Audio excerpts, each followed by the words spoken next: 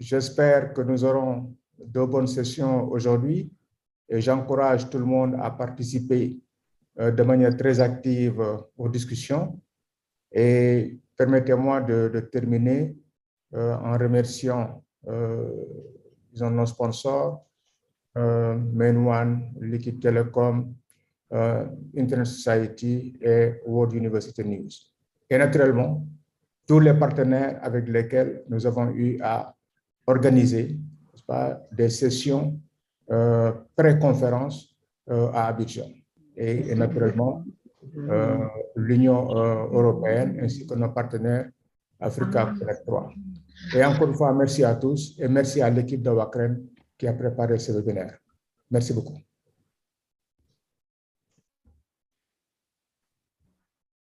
Merci, Dr. Boubacar Barry. Thank you, everyone, for joining us. Now, I would like to hand over to the Chief Strategy Officer of WACREN, Mr. Omo Owaya, to take us through.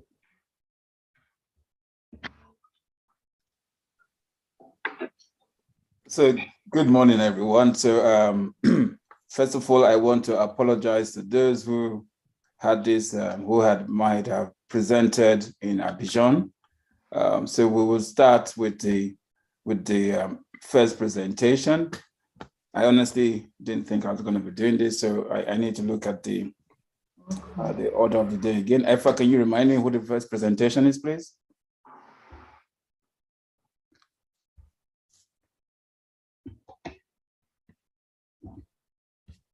Efa? I'll just have a look.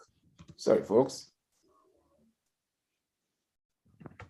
So according to the timetable, the first presentation is Cécile Koulibaly. It is le Fab Lab Silvert, Untitled de communication entre le mode de la recherche et les artisans. So Cécile, can you please start?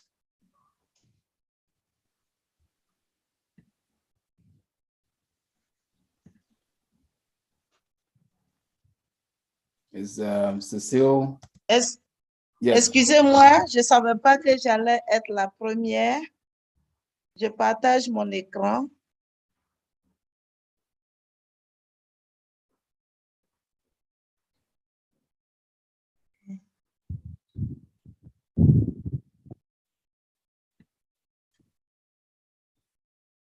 Oui, je pense que c'est ça.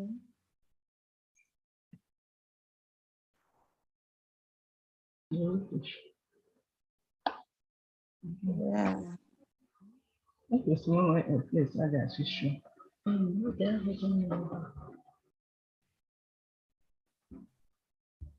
Okay. Toutes mes excuses, je ne savais pas que je serais la première. Je n'avais pas vu l'ordre de passage. Je ne sais pas si vous voyez mon écran. Vous voyez mon écran? Oui, nous voyons l'écran. D'accord. Je vais passer en mode diaporama.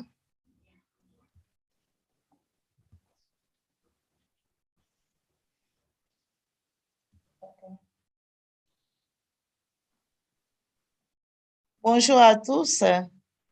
Merci au WACREN. Merci à tous les organisateurs. Et toutes mes excuses pour les quelques minutes que j'ai prises. Ce matin, j'ai l'honneur de vous présenter la petite expérience de sciences ouvertes collaborative avec les artisans d'un village dénommé Alacro à Abidjan. Alors, la communication est intitulée Fab Lab à ciel ouvert, un outil de communication entre le monde de la recherche et les artisans du village Alacro. Alors, 3 points seront discutés dans cette présentation. Le premier point, il s'agira de présenter brièvement l'Université virtuelle de Côte d'Ivoire, sa vision, ses missions. Le deuxième point, il s'agira de parler de l'approche de sciences ouvertes dans la formation et la recherche à l'UVCI. Ensuite, le troisième point, ce sera le projet voisinage qui est l'objet à proprement parler de cette communication, le projet voisinage, le Fab Lab à ciel ouvert. Donc, en introduction, pour présenter l'université virtuelle plutôt, l'université virtuelle a été créée par décret, voilà, en 2015, le 9 décembre 2015. Et l'université virtuelle a pour mission de développer et vulgariser le numérique dans la formation et l'employabilité. Et en tant qu'université, elle est également chargée de la recherche et notamment de sciences ouvertes. Alors, la vision de l'université virtuelle en Côte d'Ivoire, c'est d'être un moteur dynamique de transformation digitale. Quelles sont les missions qui lui ont été accordées, attribuées plutôt? Les missions sont les suivantes. Accompagner les établissements dispensant les enseignements en présentiel dans le développement de l'offre de formation ouverte à distance, la production de formats numériques de cours magistraux, des travaux dirigés et travaux pratiques en utilisant le numérique. Ensuite, le second point, c'est de rendre les ressources pédagogiques des domaines de formation disponibles et accessibles à travers une plateforme commune de formation dédiée. En troisième point, il s'agit pour l'UVCI de mettre en place un réseau international de partenariats dans le domaine de l'enseignement à distance. Et en quatrième point, il s'agit d'assurer à travers une plateforme la diffusion des connaissances et la culture scientifique. Pour ce faire, l'Université virtuelle de Côte d'Ivoire est dotée d'une communauté dynamique de plus de 10 000 apprenants, 10 000 étudiants, un corps d'enseignants-chercheurs qualifiés au nombre de 60, et puis une communication rapprochée. L'UVCI mène une communication rapprochée à travers une web TV, des réseaux sociaux, et l'UVCI également, a une unité de recherche. L'UVCI a également des communautés virtuelles. OK. Quelles sont les offres de formation? L'UVCI offre tout un catalogue d'offres de formation que vous pouvez voir, des licences spécialisées dans les sciences du numérique, dont base de données, multimédia, communication digitale, e-commerce, e-administration, et ensuite des masters en cybersécurité et Internet des objets, en blockchain, en big data, en business et communication digitale, le doctorat, filière doctorale en lien avec ses attributions et les licences professionnelles également, et puis des masters professionnels. Et vous pouvez voir de l'autre côté les différents services qui sont mis en place, dont le service campus, la web TV, le service scolarité, le service, nous développons aussi une compétition entre les étudiants, voilà, la collecte de dons. Nous avons aussi une plateforme de MOOC, une bibliothèque virtuelle, etc. et 5 équipes de recherche. Nous reviendrons sur quelques éléments en lien avec l'objet de notre communication. Excuse me, Cecile, Yeah. your slides are not moving and they're not in slide mode.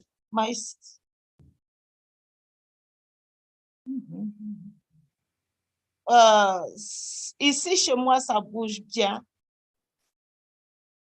Il faut cliquer. Okay.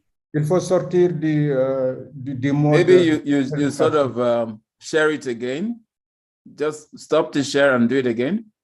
OK. Donc, arrêtez le partage et puis reprendre.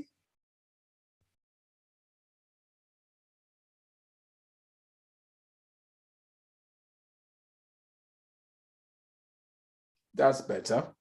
Yes. OK. Merci. OK. Donc, j'ai parlé un peu des offres de formation et de formation et recherche, les différents types de formation que l'UVCI déploie. Et ensuite, nous avons également, ici, je parle du modèle pédagogique qui se rapproche un peu de la recherche. Le modèle pédagogique, c'est l'accès aux ressources, la production de données. C'est un modèle qui place au cœur de son système l'apprenant. L'apprenant qui peut produire des ressources, qui apprend par action, par déploiement de ses compétences, et donc il peut développer sa créativité. Ensuite, la formation à distance. Au niveau de la formation à distance, l'UVCI déploie un dispositif numérique qui permet d'enseigner et étudier autrement partout et à tout moment. Donc, l'apprenant comme l'enseignant a accès à son espace de travail depuis là où il se trouve. Les ressources conçues par des méthodes pédagogiques descriptives, explicatives, applicatives, au maximum, on fait le maximum pour que le cours soit clair, compréhensible. Donc, l'apprenant peut accéder donc à ces ressources, au MOOC, à la bibliothèque virtuelle, aux travaux d'apprentissage collaboratif, parce que nous les amenons à travailler en groupe. Et ce dispositif, au niveau de l'apprenant, le prédispose à être producteur de ressources. L'enseignant est également concepteur et nous avons le système de tutorat pédagogique et le tuteur de la vie, ce sont des gens qui sont expérimentés et qui viennent partager leur expérience pour développer ce que nous appelons l'employabilité. Ensuite, nous remarquons donc que le système, le modèle pédagogique développe l'autonomie et l'action, les échanges, le partage.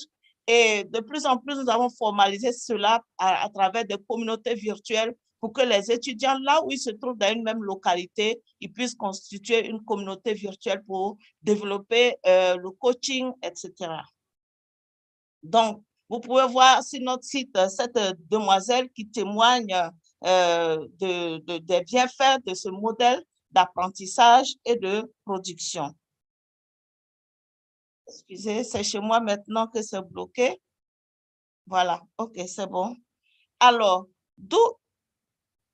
voilà, l'approche des sciences ouvertes, le modèle émane donc du modèle pédagogique.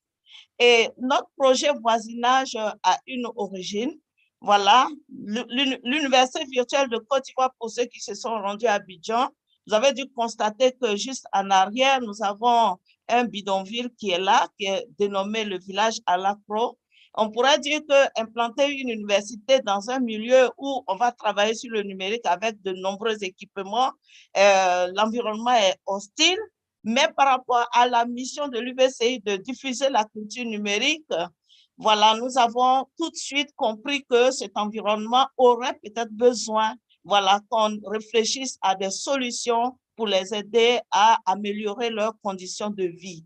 Mais le constat que nous avons fait dans ce village bien dénommé Alakro, pour ceux qui connaissent Abidjan, c'est un quartier juste à côté, à la périphérie d'un quartier hyper de haut cadre, et nous trouvons un autre décor qui est considéré comme un environnement hostile, un environnement d'insécurité. Et comment faire en sorte pour cohabiter, vivre avec ces personnes et leur apporter des solutions selon les attributions qui sont les nôtres au niveau de l'université virtuelle. Donc, voilà. L'UVCI donc va s'appuyer sur les instruments qu'il a déployés, dont l'unité de recherche et d'expertise numérique, la sous-direction des commissions scientifiques, l'incubateur de start-up, le réseau de Fab Lab, dont le projet voisinage, notre projet voisinage est venu de là.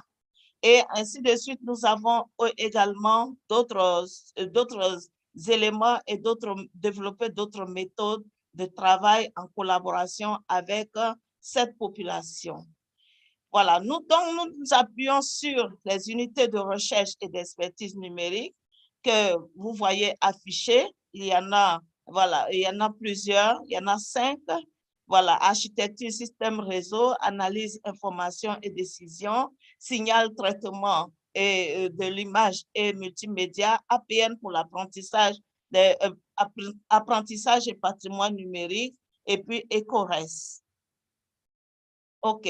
Toutes ces unités-là constituent l'UREN, l'unité d'expertise et de recherche à l'UVCI. Ensuite, nous avons également des axes de recherche qui sont en lien avec la vocation de l'UVCI, qui permettent vraiment de pouvoir appliquer la recherche et de développer un certain nombre de projets de recherche. Et l'UVCI également, en dehors du projet voisinage, déploie certains éléments dont certaines thématiques abordent certaines thématiques de recherche dans la reconnaissance faciale pour la sécurisation, les sondages publics et aide à la décision, le transport, s'investit aussi dans la recherche à ces niveaux, au niveau foncier, au niveau agricole, et au niveau du marketing et de la publicité, etc. Donc, l'intelligence artificielle également est incrustée dans les domaines d'apprentissage et de recherche à l'UVCI. Parlons maintenant donc du projet voisinage à proprement parler. Le projet voisinage, comme je l'ai dit, l'UVCI étant situé à proximité d'un quartier précaire, de personnes qui vivent dans des conditions un peu difficiles, voilà comment l'UVCI va donc déployer sa stratégie de collaboration avec cette population. Voilà, le village à la Croix. Nous allons commencer par, en 2016-2017, par des actions de solidarité, des actions allant même jusqu'au recrutement de personnel travaillant à l'UVCI dans cette population. Nous allons profiter donc de cet espace pour voir comment pouvoir les aider au point de vue social pour créer une cohésion sociale avec ces populations, ce qui a très bien marché. Quand vous regardez les images, voilà, ce sont les dignitaires de ce village-là qui sont là, et les femmes, c'était une journée des femmes. Les femmes sont vraiment intégrées. Le pagne que vous voyez, c'est l'uniforme de l'UVCI. Nous les avons vraiment intégrés en partageant un peu nos valeurs avec eux. Et nous en faisons aussi des dons. Et vraiment, avec tout ce que je viens de dire, vous pouvez constater ici également que nous avons invité une organisation, WIM, qui s'occupe des problèmes des femmes, à véritablement partager, voilà, partager un moment précieux avec cette communauté de femmes. Nous avons également utilisé beaucoup de moyens d'observation participante pour pouvoir dégager un certain nombre d'éléments. Ouais.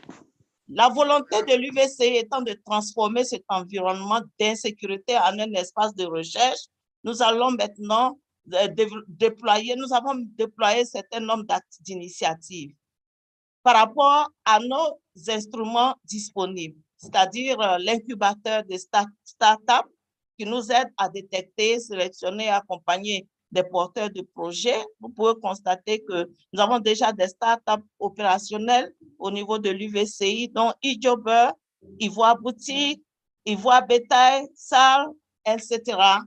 Et le Fab Lab voisinage va nous permettre de créer un cadre de socialisation et de collaboration.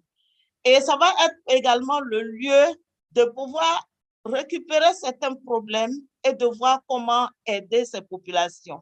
Vous pouvez constater ici qu'avec les artisans, nous avons vu que les femmes du village à l'Acro déposaient leurs articles à même le sol, alors que nous savons que ce sont des mesures d'insalubrité. Alors, comment nous avons procédé avec les artisans et les étudiants? Nous avons créé un modèle de table de vente qui permettent au moins d'améliorer la sécurité alimentaire. Vous pouvez voir un exemple là. Ce sont les artisans d'Alacro qui ont fabriqué et ce sont nos étudiants qui ont fait la modélisation. Ensuite, vous allez voir qu'il y a un autre projet de chaise multifonction. Et cette chaise multifonction, c'est une étude qui est en train de continuer à être améliorée avec les artisans du village à l'Acro. Les étudiants travaillent véritablement sur ce modèle de chaise multifonction, juste pour réduire l'espace d'occupation dans un espace quelconque, soit un service, soit une administration, etc., soit dans un domicile où de moins en moins nous avons de l'espace. Et la contribution des artisans est très utile pour matérialiser cette conception de nos étudiants. Et il y a vraiment un échange très collaboratif à ce niveau. Vous pouvez voir l'évolution de cette chaise dans l'angle à droite, c'est-à-dire ce modèle que vous voyez a été achevé, mais la réflexion continue pour affiner un autre modèle, et c'est cela que nous avons appelé le projet GESPA version 2, et cette étude se poursuit en ce moment. Donc, tout le processus est fait avec les chercheurs, les étudiants et les artisans du village à l'ACRO.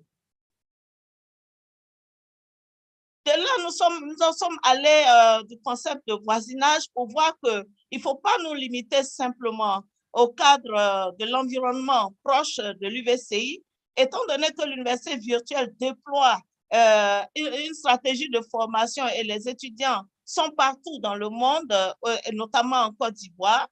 La notion de projet collectif tutoré est venue et cette notion est incrustée dans les curricula, c'est-à-dire les étudiants regardent dans leur milieu environnant, ils choisissent une thématique, ils constituent leur groupe de travail et ils sont encadrés par un tuteur et le travail suit son processus d'évaluation.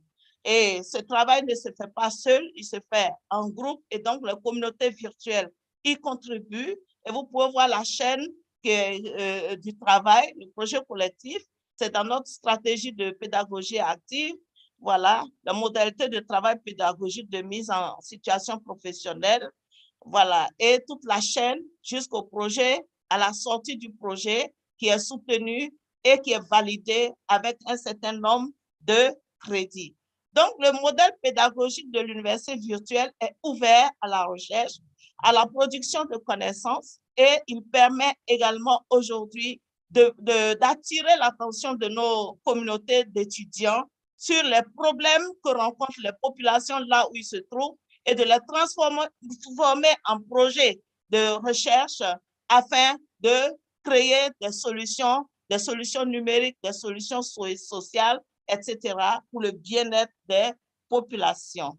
Voilà un peu ce que je voulais partager avec vous au nom de l'Université virtuelle de Côte d'Ivoire ce matin sur notre pédagogie de recherche éducative, pédagogie de recherche qui permet de travailler dans un contexte de sciences ouvertes et appliquer des solutions aux problèmes des populations en termes de bien-être et d'amélioration de leurs conditions de vie. Je vous remercie.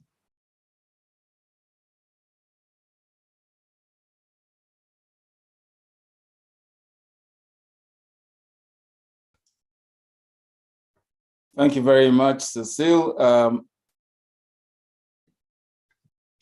I think, this is the time we take a few questions or comments. If there are any questions, I don't see any in the Q&A box. You can put them in the chat, or you can just raise your hand and then we'll let you have the mic to speak. So any questions for Cecile?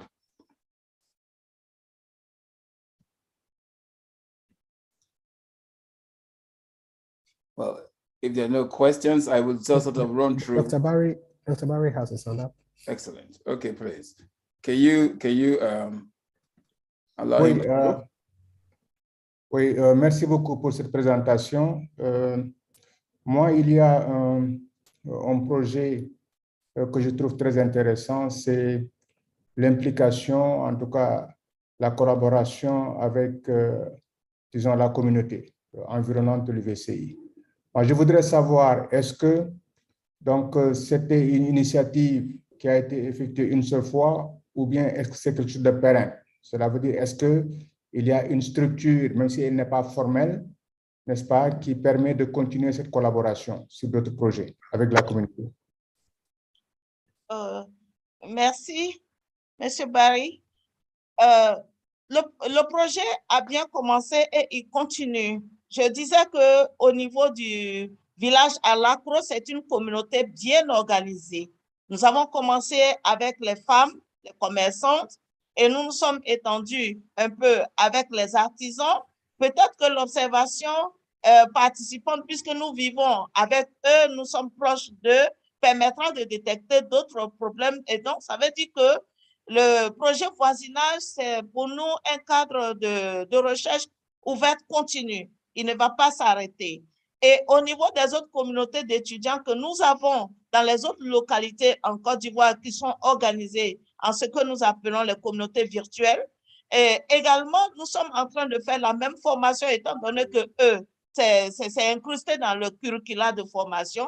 Nous sommes en train de faire la même chose avec eux pour les rendre aussi proactifs et créateurs de solutions. Voilà, donc ça veut dire que nous sommes dans une logique de continuité. Au niveau du village à l'ACRO, c'est déjà une communauté organisée, mais au niveau des autres des projets collectifs tutorés, nous y travaillons encore pour qu'ils puissent implanter des solutions de collaboration de recherche de manière formelle. Et à WACREN, où nous avons une communauté virtuelle un peu plus forte, cette collaboration existe.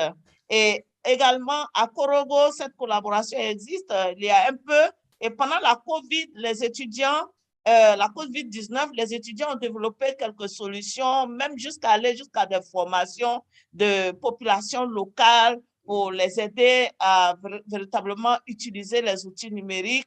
Et nous avons beaucoup de témoignages à ce niveau. Ça veut dire que pour nous, à l'UVCI, nous nous approprions vraiment cette démarche et que nous comptons la développer. Voilà. Merci.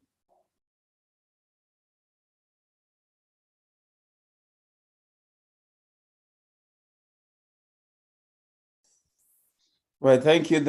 Cecile, there are a number of questions in the Q&A. So I will thereby, Marshall, maybe Marshall, we'll just give you the mic so you can ask the questions. So Marshall has his hand up. Yep, Marshall, you can unmute and ask your question.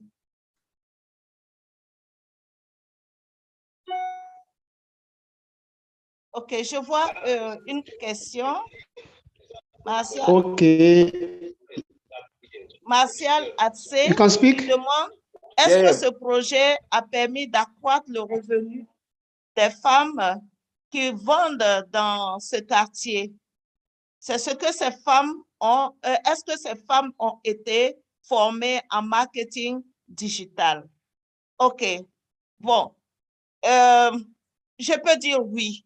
Oui, dans la mesure où améliorer les conditions de vente des femmes, il y a une certaine clientèle, ceux qui sont venus déjà à l'UVCI, je le dis, nous sommes dans un environnement où il y a des écoles, des grandes écoles, où il y a même des grandes administrations, des ambassades, et vous voyez que du coup, toutes ces personnes qui pouvaient se méfier par rapport aux mesures d'insalubrité de ce que ces femmes-là vendent, du coup, il y a une assurance qui naît.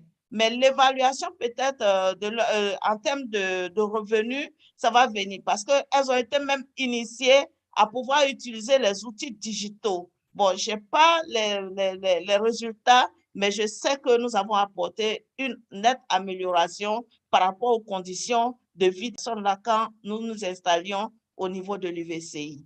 Voilà, peut-être que nous pourrons continuer la discussion avec les autres équipes, bien sûr, qui peuvent apporter des résultats bien précis en termes de marketing digital et en termes d'accroissement de revenus des femmes. Merci. Voilà, je vois aussi les sciences de la santé peuvent bénéficier de cette approche. Merci, professeur. Est-ce que l'UVCI a recensé les besoins du village à l'ACRO avant cette collaboration? OK. Est-ce que l'UVCI a fait un recensement? Je vois que la question se recoupe. Je vous disais tantôt que nous procédons par observation participante, c'est-à-dire que nous regardons cette population. Il faut leur permettre de s'exprimer. Voilà, faire une évaluation des besoins nous-mêmes. Est-ce que nous aurons touché réellement leurs difficultés? Mais cette observation participante, en les côtoyant, nous permet de mettre la priorité sur, d'identifier les priorités et d'y travailler. Nous savons tous que le problème des femmes est récurrent Lorsque la famille est stable, quand la femme a des revenus, ça peut rehausser le niveau de vie. Donc, la cible première, c'était les femmes et les enfants. Vous avez vu que nous faisons des dons pour rapprocher cette population de nous-mêmes. Voilà. Donc, je peux dire que en termes de priorité établie, nous sommes une université numérique. C'est selon ce que nous pouvons apporter en termes de solutions que nous travaillons. Voilà. Peut-être que d'autres aspects vont venir à la suite, mais nous avons 5 équipes de recherche qui y réfléchissent. Merci.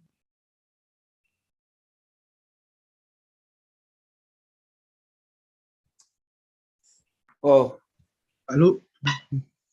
thank you very much. I think, you know, we need to move on to the next presentation.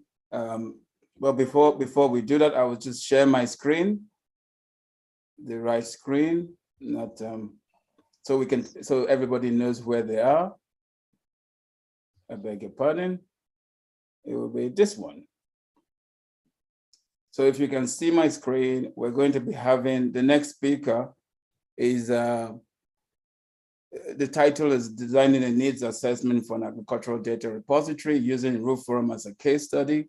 So this is 2 speakers, Nada Musa from Rephrase and Pamela Abbott from the University of Sheffield.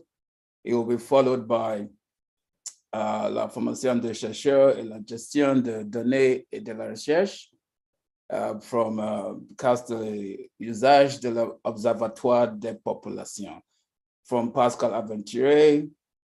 Then that's followed by a presentation by Dr. Promise Ilo from the University of Nigeria, Nsukka. Then the Africa Digital Campus Project, Damena Lin. Then we will have some time for interactive discussion. The idea is that for after every presentation, we will have this sort of, we're running a little bit late, but we'll have this sort of a few questions, but hopefully we'll still have time at the end of it. So if you can continue, Nada, please share your screen and start.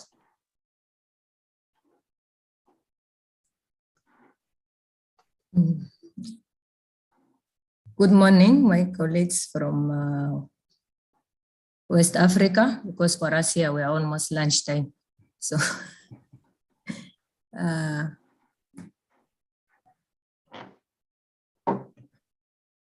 okay, I'm going to present with my dear sister, Pamela Abbott. And I'm Nada Musa from the Regional University Forum for Capacity Building in Agriculture.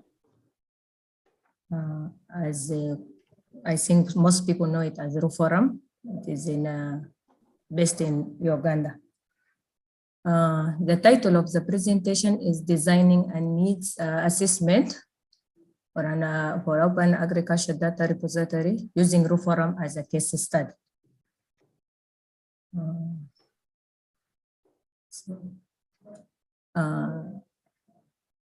First, before we go for the need, as in the title, need of assessment, we'll give a bit of introduction about Rephrase and why Rephrase is founded, and when is it founded, and a bit of activities in Rephrase. So we have a big background before we go for the title. So Rephrase is founded in 2004 by 10 African vice chancellors in 5 countries. And the intention was to provide platform for networking, resource mobilization, and advocacy to transform universities for relevance toward inclusive, sustainable development. And this one normally, like we do it through skilling the university's staff, which are member of Rephrase. We organize for them small workshops and training to how to write for grants or how to improve the skill to be able to teach or to deliver quality learning for students. And other one is rationalize resource use and enhance economics of scale and scope. Also provide platforms for training quality graduates to support development process in Africa. Also, this one is done through Reform member universities. And as I said, Reform found in 5 countries, Kenya, Uganda, Malawi, by 5 countries, Malawi, Zimbabwe, Mozambique. That was the establishment of Reform in 2004. But by now, in 2022, Reform is having 148 member universities in 38 countries. And this is the evolution where now the expansion, like giving more pressure to deliver the demand for different countries with different needs.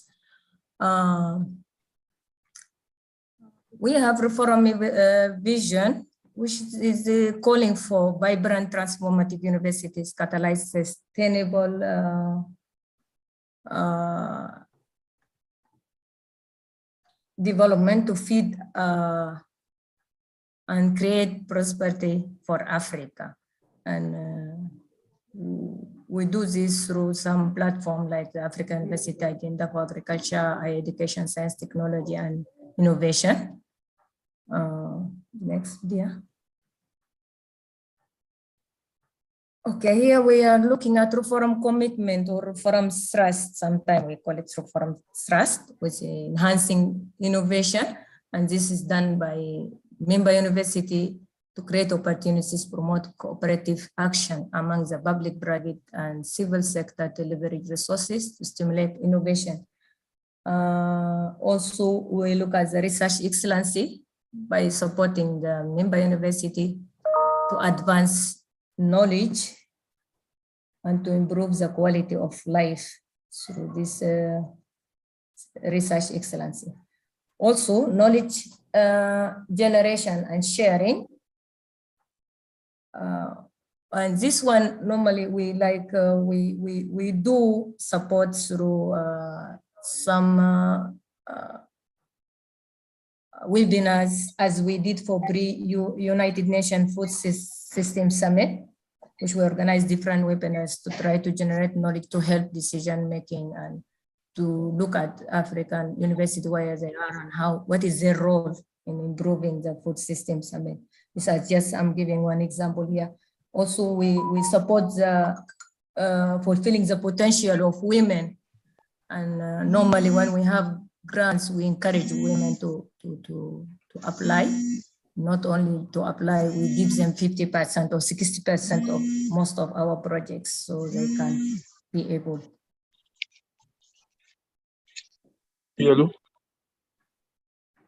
Oui, hello. Science, technology, and innovation. Also, through student learning, we committed to student learning by providing opportunities for transforming student learning. And this one is also, we have some of our projects like the student, we recruit the student in some of our member universities, and we also monitor them and ensure the delivery of the context to them. Other commitment is community engagement. And this community engagement, Reform has different projects, look at serving and engaging society to enhance economic, social, and cultural well-being.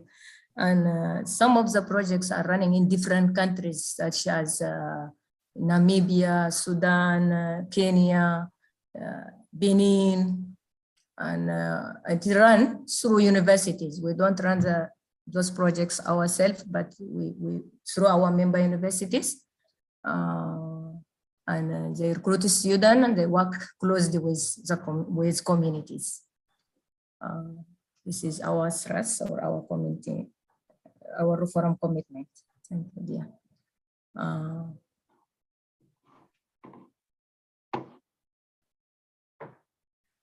Reform flagship program, we run through flagship, which are driving our activities or Reform activities. We have four flagships, which are K-Hub and TAGDEF. And TAGDEF is stand for Transforming Africa Agriculture University to meaningfully contribute to Africa growth and development. We have one of the big project where we're training students in 2 pilot universities, Gulu and Egerton in Kenya, Gulu in Uganda. And the focus of TAGDEF is transforming Africa agriculture universities and TVET to produce innovative entrepreneurs, society, and responsive graduates. K-Hub is a knowledge hub, it stands for Knowledge Hub, which is for university networking, partnership, and advocacy by promoting learning and knowledge sharing. And we have also this, during this pandemic, we have developed a learning platform, and we help universities to develop their e-learning and to keep linking with other universities. Also, we have RANCH, which stands for Regional Anchor Universities for Agriculture Higher Education. And it is a network of linking universities with their Center of Excellency by other universities. And we are supporting Center of Excellencies in Mozambique, in Malawi, in Congo, under the World Bank. Also, we have flagship CREATE, which cultivating research and teaching excellency. And this one is done through designing and implementing higher impact trainings through experiential learning and innovation and engaging communities. And this one we do support student research finalization, and also we support postdoc programs. We support short courses, skilling students in data management and other courses. These are Reform flagships, and this is just a bit small introduction about Reform. And if anyone interested to know about Reform, you can visit our website, it's reform.org. And I now hand over to my sister Bamela to talk about why Reform need an open agriculture data repository. Thank you very much. Thank you very much, Nada. So I will continue the presentation by explaining a little bit more detail how LibSense is now partnering with Reform with the objective of trying to build an open agricultural data repository. So first I should introduce myself. I'm Pamela Abbott, and I am a university senior lecturer in the University of Sheffield in the UK, and I've been working with LibSense for the past 5 or 6 years as the sort of researcher, and I am usually involved in activities that have to do with designing research activities that LibSense wants to carry out. So this is one of them. This would be an example of an activity we want to carry out, i.e. we'd like to do a needs assessment to determine what is needed for an open agricultural data repository for Reform members. So what would we wish to achieve from this? We'd like to enable agricultural research data sharing and open access publishing. That would be the overall idea of the partnership between LibSense and Reform. We'd like to support researchers and decision makers to make evidence-based decisions on the data they may find in these repositories. We'd like to deliver state-of-the-art digital services to higher education institutions at scale and with no costs or little costs, and provide a platform for Reform network stakeholders, whoever they might be, to willingly offer their data at no cost. Also reduce the time of validating data. So quite a lot of objectives need to be satisfied. And these are all in sync with Reform objectives, as you would have seen from Nada's presentation. How did we, I'm going to present a short timeline of the partnership that we have just started. So we had some initial discussions in April 2021 about how LibSense and Reform could work together to advance their ICT-based strategies and objectives.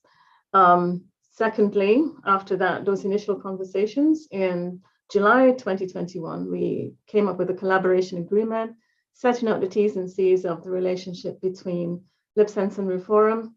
And within that memorandum, we scheduled this first project, which is the agricultural data repository. In the next phase, we started at around October to December 2021. We discussed how the project would be governed.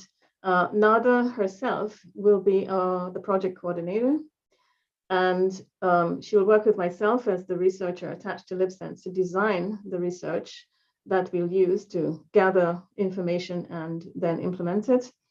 And we have a sort of overarching set of consultants in a sort of oversight group that we would be liaising with as we go along to double check on the developing research instruments. So that's kind of the design of this, the entire working group that is going to be looking at the needs assessment. Finally, what we've been doing between January and April has been actually looking at the development of the needs assessment. And we held several meetings. We developed several versions of the research instrument so far, and we're into the third version or third iteration of it, trying to finalize what we're going to ask in that research instrument and who we're going to be addressing with it. So what are some issues that we've encountered so far in developing these research instruments? I guess one of the first key issues is determining who the key stakeholders would be for this data repository and what potential use and benefit they would have from it.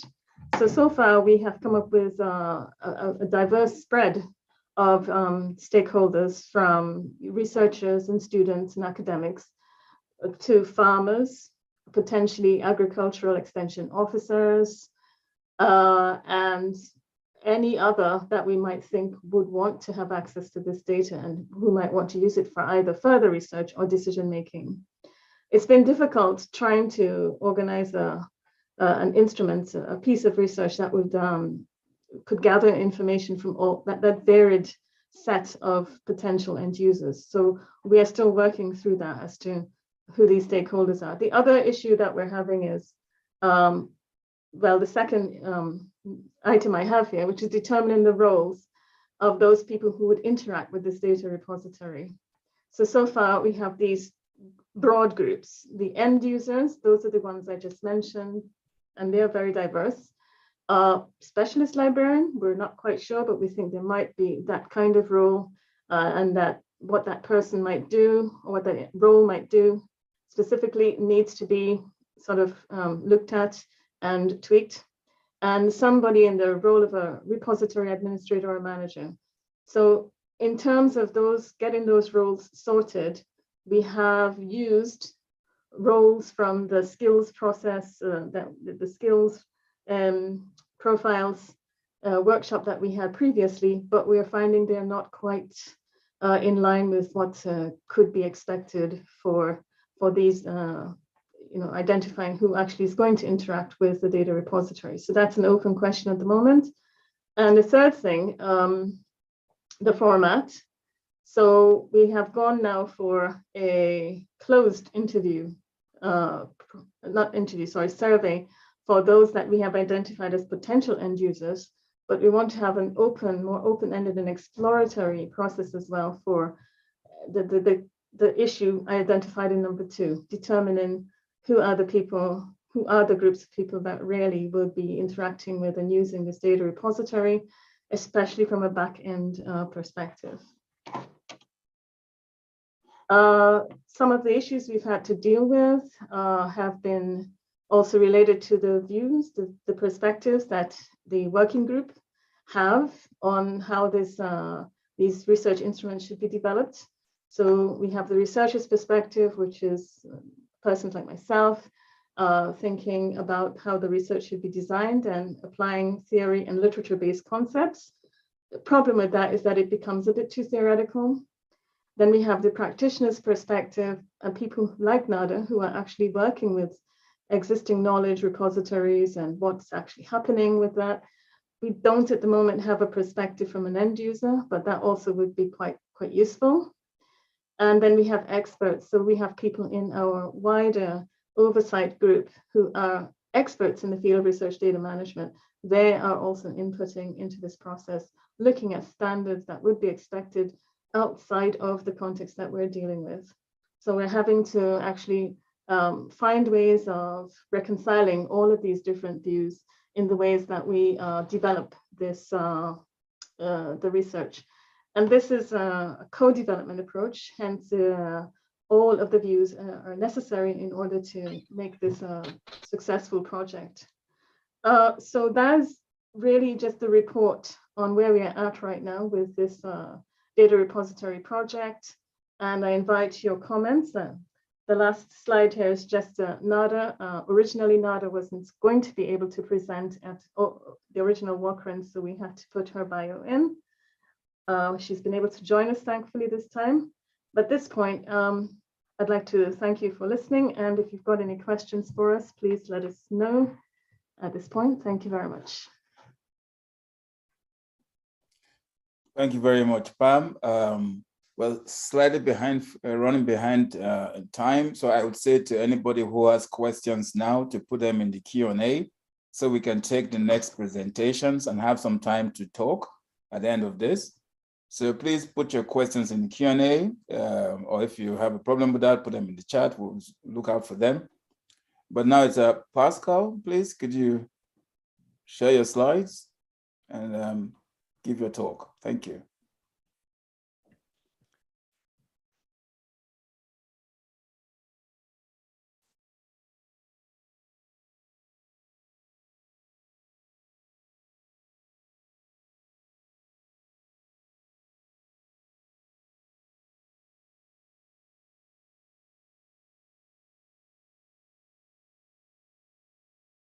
Bonjour tout le monde. Merci de nous avoir invités à présenter nos travaux. Et nous avons tout à fait compris qu'il y avait un problème lors de la conférence. Et vraiment, je vous remercie d'avoir reprogrammé parce que c'est vraiment très intéressant. Donc voilà, est-ce que vous voyez mes diapositives? Est-ce que vous m'entendez bien? Je vais les partager en plein écran. You'll have to move them to slide mode, Pascal, please. Yes, okay. Presentation mode, I mean. Okay, it's coming.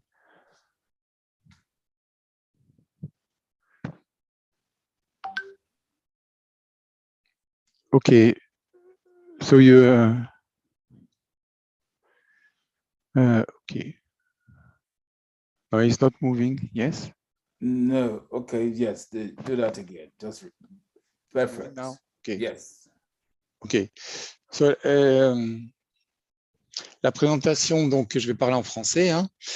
C'est donc un projet de formation des chercheurs à la gestion des données de la recherche dans le cadre de l'Observatoire des populations santé-environnement du Sénégal.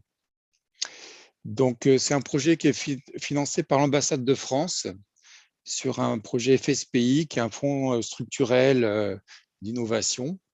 Et en fait, l'idée de ce projet, c'est que l'Observatoire des populations a beaucoup de données qui sont disponibles depuis des années. Et c'est de pouvoir transformer toutes ces données pour les mettre, les ouvrir, les partager en suivant les principes de la science ouverte.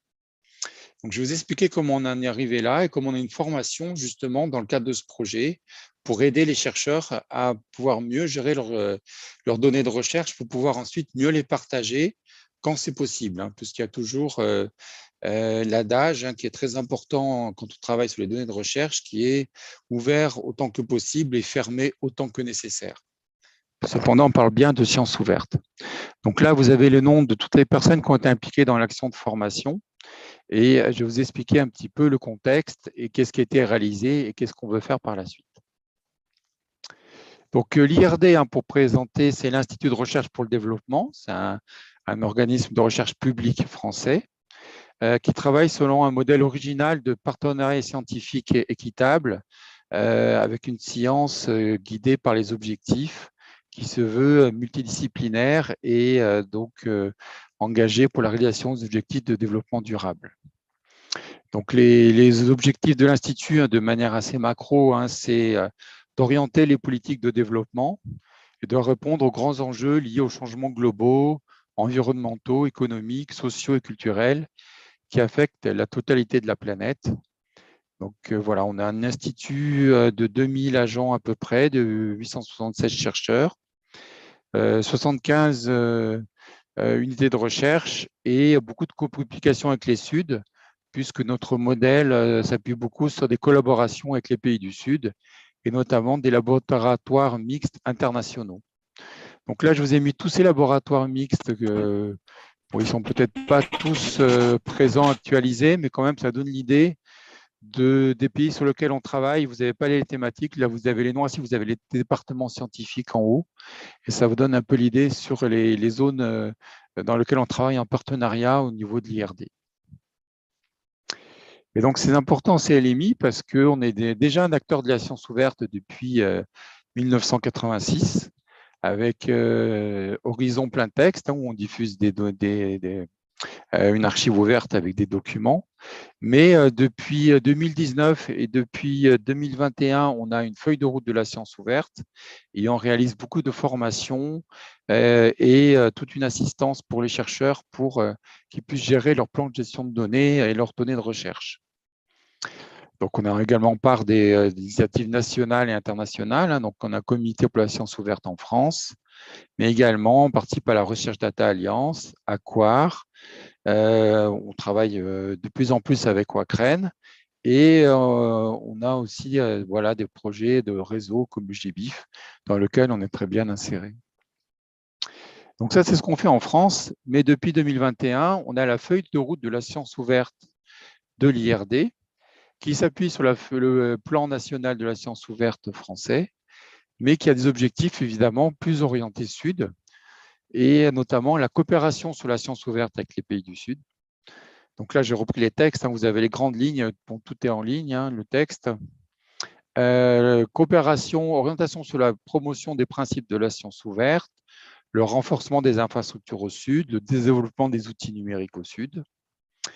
Et ça, c'est le point 2. Et le point 4, c'est formation et acculturation, orientation sur la formation des scientifiques et direction, le plaidoyer et la communication sur la science ouverte. Voilà, donc après les autres points, c'est aussi lié à l'IRD, hein, ouverture et diffusion des données, publications, logiciels, protocoles. Mais en même temps qu'on a défini notre politique science ouverte, pour les chercheurs de l'IRD, on s'est dit que cette politique devait aussi être partagée avec nos partenaires. Et donc, l'idée, c'est vraiment d'avoir des formations en accompagnement des outils, puisqu'on a un entrepôt de données hein, pour les pays, pour les chercheurs IRD, mais aussi pour les partenaires.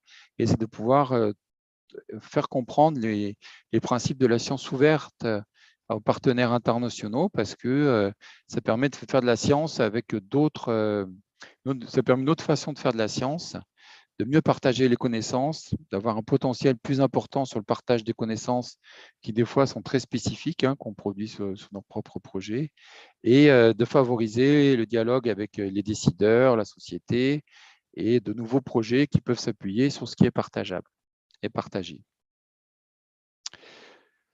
Donc, le cas sur lequel on travaille, hein, c'est l'Observatoire des populations santé-environnement au Sénégal, qui se base sur 4 sites d'observation dans le pays, multidisciplinaires, qui sont suivis depuis plusieurs dizaines d'années. Donc, évidemment, c'est un outil très important pour extraire des données scientifiques et voir ce qui se passe dans l'évolution d'un pays sur ces différents points. Donc, il y a un suivi démographique et socio-économique, donc des données sur les personnes et les populations, un suivi sanitaire sur des données de santé et un suivi environnemental. Et donc, autour de cet observatoire qui a été initié par l'IRD, hein, donc il y a plus de 50 ans, il y a un consortium qui s'est créé pour justement faire vivre cet observatoire et en tirer, faire augmenter le potentiel en fait de tout ce qui est produit et de l'environnement scientifique de l'observatoire. Donc, dans ce consortium, il y a 5 universités sénégalaises, 3 centres de recherche sénégalais, 3 centres de recherche français et 2 agences nationales sénégalaises. Donc, ça, c'était OPSE. OpenESE, hein, c'est un projet qui est financé par l'ambassade de France et qui vise à valoriser et ouvrir toutes les données et tout ce qui a été produit dans le cadre de l'Observatoire. Donc, il y a une démarche de science ouverte, soutien à l'ouverture de données, de suivi démographique, environnemental et sanitaire. C'est assez important parce que chaque type de données, en fait, a des contraintes différentes. Quand on travaille sur les données de recherche, on est souvent sur des cas de discipline. Par exemple, quand on cas sur des données démographiques, on a souvent des données personnelles. Et dans ces cas-là, il faut pouvoir gérer ou prendre en compte cet aspect des données sensibles qui ne peuvent pas trop être diffusées. Et puis l'idée, évidemment, c'est la valorisation et la formation de la science ouverte et formation des chercheurs du consortium. Donc, dans le cadre de ce consortium qui regroupe beaucoup d'universités et d'organismes sénégalais, donc, pourquoi on a fait une formation sur les données de la recherche? Parce qu'en fait, c'est le même contexte qu'en France. Les chercheurs sont un peu démunis et ne connaissent pas forcément les principes de gestion des données de la recherche.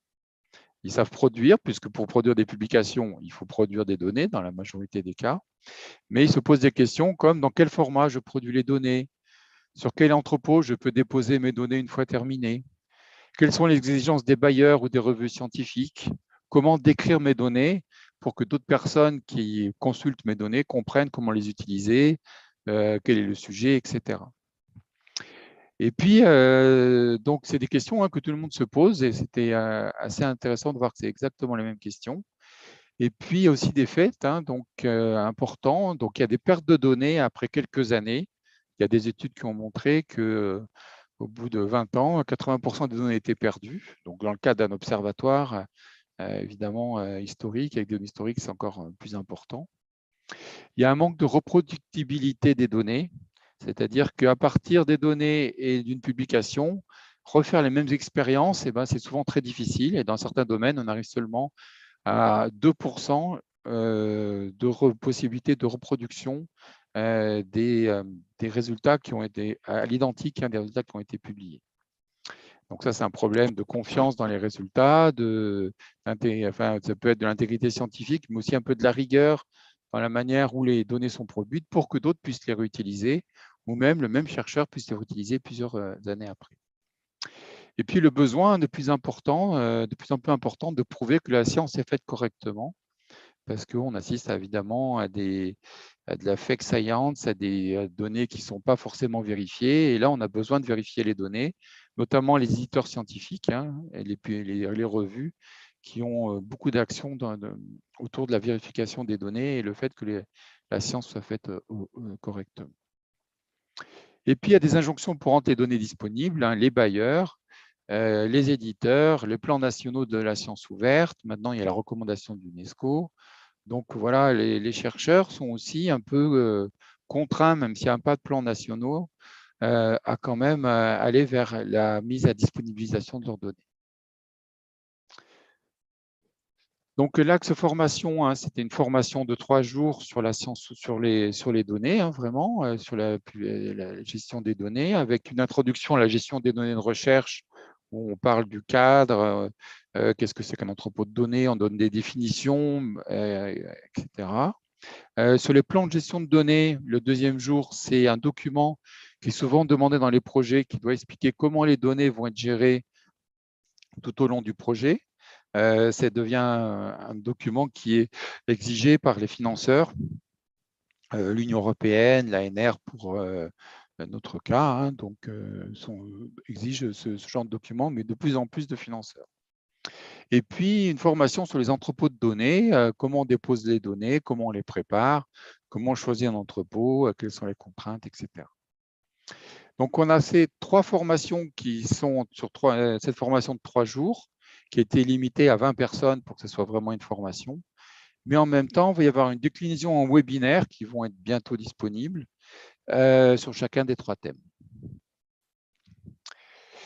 Donc, l'idée aussi de la formation, ça a été d'organiser une journée sur les aspects juridiques et éthiques avant la formation, avec les acteurs concernés. Donc, on a trouvé des spécialistes qui sont venus nous parler au Sénégal, quelles sont les législations, les règles, etc., dans le cadre juridique, parce que nous, on connaît bien le cadre français, mais il y avait aussi toute une discussion sur qu'est-ce qu'on pouvait faire, comment fonctionnent les comités d'éthique, sur quelles lois s'appuyer. Évidemment, il y a toujours des cas particuliers. Hein, donc, c'était vraiment important d'avoir cette journée en amont de la formation pour que tout le monde s'imprègne bien de ces concepts. Et ça a été très, très apprécié. En amont de la formation, on a envoyé un questionnaire de préinscription pour connaître les pratiques disciplinaires, le niveau de connaissance et les questions précises. Là aussi, hein, quand on fait une formation, mais ça c'est connu, on n'y va pas sans connaître le public qui s'inscrit. Donc, on a ces questionnaires avant formation sont très importants. Dans le cadre de la formation, on a eu un partenariat avec l'université virtuelle du Sénégal, cette fois-ci, pas de Côte d'Ivoire, mais je vois que les universités virtuelles sont très actives en Afrique. C'est très intéressant. Donc, ils ont fait un captage vidéo qui va servir après au webinaire, même si on va devoir retravailler des parties. Donc, l'idée, c'est que vraiment, on s'appuie sur des spécialistes pour tout ce qui est captage vidéo, montage, etc. Et qu'on puisse après valoriser de manière ouverte tout ce qui sera produit autour de ces formations. Et puis après la formation, donc une évaluation pour que les personnes nous disent qu'est-ce qu'ils ont retenu, est-ce qu'ils ont apprécié la formation. Une liste de ressources disponibles dans les supports. Et puis un suivi par une liste de diffusion pour que ce ne soit pas une formation qui tombe comme ça dans l'oubli et que les personnes qui l'ont suivie puissent la réutiliser. Bon, là, c'est un peu les principes FAIR qui ont guidé la formation. Donc, ça, c'est quelque chose de très courant quand on parle de gestion des données de recherche. C'est comment les données vont être facilement retrouvables, facilement accessibles, facilement interopérables entre eux et facilement réutilisables. Donc, sur chaque lettre, il y a différents critères et en général, on s'appuie sur ces critères pour montrer comment faire qu'un jeu de données puisse mieux être utilisé pour garantir une recherche et un téléchargement des données, faciliter la découverte et l'évaluation de l'adéquation d'un jeu de données aux besoins du chercheur. Donc ça implique que les données soient très bien décrites, et puis augmenter la capacité de réutilisation des données. Si elles sont bien décrites et que la personne sait comment l'utiliser, d'autres chercheurs peuvent les réutiliser. Donc, le plan de gestion de données, j'en ai parlé. C'est un document structuré évolutif qui décrit comment seront gérées les données dans un projet ou une structure. Mais ce qui est intéressant, c'est qu'il liste toutes les questions à se poser et donc il est exigé. Mais en même temps, c'est aussi un très bon support pour faire une formation parce que toutes les questions doivent se poser dans ce qu'on appelle le cycle de vie des données lors du PGD. Donc, c'est une partie qui est très appréciée aussi pour la formation. Bon, évidemment, après les entrepôts de données aussi, ça a été très apprécié. L'introduction, il y a beaucoup de questions parce qu'on a posé des questions très ouvertes en s'appuyant beaucoup sur une formation participative. Donc là, j'ai mis en copie la couverture d'un jeu qui a été fait par nos collègues du CIRAD, puisqu'on a aussi monté cette formation avec le CIRAD. Et c'est ce genre de choses qui est très utile parce qu'en même temps, ça permet d'aborder des questions ludiques, des questions qui sont assez complexes. Et ça favorise beaucoup l'interaction et le fait que les chercheurs eux-mêmes connaissent des choses sur leurs données, sur les problématiques qu'ils rencontrent, mais il faut simplement qu'ils puissent trouver le moment pour l'exprimer lors de la formation. Et ce type d'approche par le jeu est vraiment très intéressant pour ça. Voilà, donc le retour sur la formation, ça a été très bien apprécié. Donc, on a eu un peu, comme on a un peu en France, l'idée que voilà, cette formation de 3 jours est quand même assez bien adaptée, même si on peut la moduler, la faire un peu plus courte. Le DMP a très apprécié les entrepôts de données et beaucoup de gens ont dit qu'ils avaient tout apprécié. On a eu des retours extrêmement agréables à lire et extrêmement sympathiques. Donc, il y a plusieurs personnes qui souhaitent des modules spécialisés ou thématiques, puisqu'on n'était pas sur une formation spécifiquement thématique, mais quand même, il y avait beaucoup plus de gens en agroécologie, en agronomie et en sciences humaines et sociales, et surtout en sciences de la santé. Et puis surtout, voilà, ce qu'on voudrait, c'est que ces chercheurs qui ont suivi une formation quand même de 3 jours, plus un atelier sur juridique, puissent être à leur tour formateurs et donc on leur proposait de leur faire une formation pour qu'eux aussi soient formateurs. Et que voilà, et donc pour l'instant, ça va être là de ce qui va arriver après. Hein. Il y en a 3 ou 4 qui ont répondu qu'ils étaient prêts à devenir formateurs sur les données de recherche. Voilà, donc le futur, hein, donc la formation va être déclinée dans différents pays, toujours dans le cadre un petit peu des partenariats de l'IRD. Hein. Pour l'instant, on travaille dans ce cadre-là. On pourra éventuellement ouvrir, mais bon, on a déjà un besoin très important à ce niveau-là. Donc, j'ai mis Tunisie, Madagascar, tout ça, c'est cette année. À Dakar, on va avoir une deuxième version de la session en novembre, parce que bon, le projet dure 2 ans et puis bon, il y avait vraiment un besoin de former plus de personnes. Il y a le colloque du Bénin qui est organisé par l'Académie des sciences du Bénin, l'IRD et le CIRAD, auquel vous pouvez d'ailleurs soumettre hein, des communications. Là aussi, il y aura des ateliers sur les données de recherche. Et puis peut-être le Burkina Faso en 2023, mais on a déjà d'autres cibles aussi qu'on travaille avec des partenaires pour monter les projets de formation. Donc, il va y avoir la mise en ligne des webinaires au PSE, et la formation formateur, des partenariats pédagogiques avec des institutions du Sud. Donc là, on a ouvert, on n'est pas très nombreux, donc évidemment, on ne peut pas tout faire, mais c'est possible de créer des partenariats pédagogiques et on peut en discuter. Et puis surtout, tous les supports qu'on a fait et qu'on va faire sont disponibles. Hein. Alors, donc là, les supports diaporamas sont disponibles sur un site qui permet le partage des diaporamas. Et vous pouvez accéder. Et de toute façon, tout va être disponible. Donc ça aussi, ça peut être une aide pour monter des formations en langue française sur les données de la recherche. Voilà, merci. C'était une photo de groupe de la formation avec tous les partenaires. J'ai cité, mais je les ai pas. J'avais dit le nom, mais je n'avais pas cité les partenaires de l'observatoire. Hein. Et puis le colloque, hein, donc là, il y a donc une possibilité. Donc il va y avoir une prolongation hein, de l'appel d'offres au Bénin. Et donc, n'hésitez pas à venir ou à proposer vos travaux sur les données de la recherche. Et voilà, donc j'ai terminé. Je vous remercie.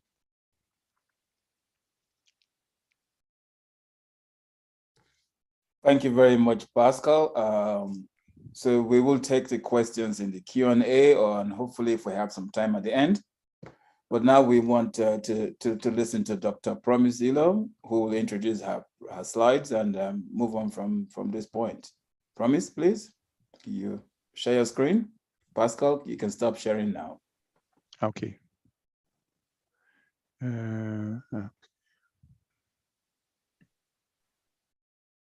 Sure. Can you stop for me? Ah. I can try. Omo, can you stop the screen for me? Ah, thank you. Right, Promise, please move on. Okay. I don't know if we can see my screen. No, you haven't shared it yet. Okay, please, a little moment.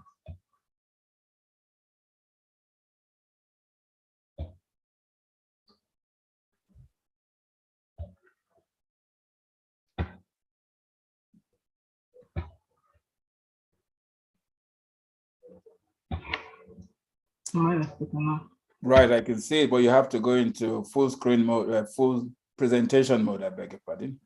Okay, that's where I am now. Yes, if you go to the, there's a little icon on the bottom right-hand corner, right, where you can just click. It takes you to presentation mode. You can see there, there's 3 icons, the one on the far right, just by 73%, that one.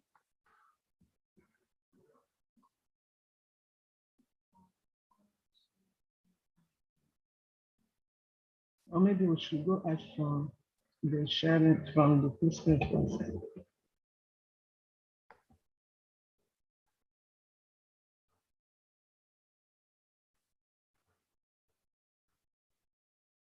Sure.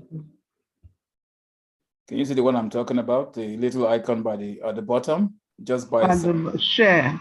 You know, by 73%. You know, if you look at the bottom of okay, 73%. Yeah, on the left of it, there's a little icon. Left of, okay. No, left, on the left of 73%. On the left, facing me. So with that icon that has okay.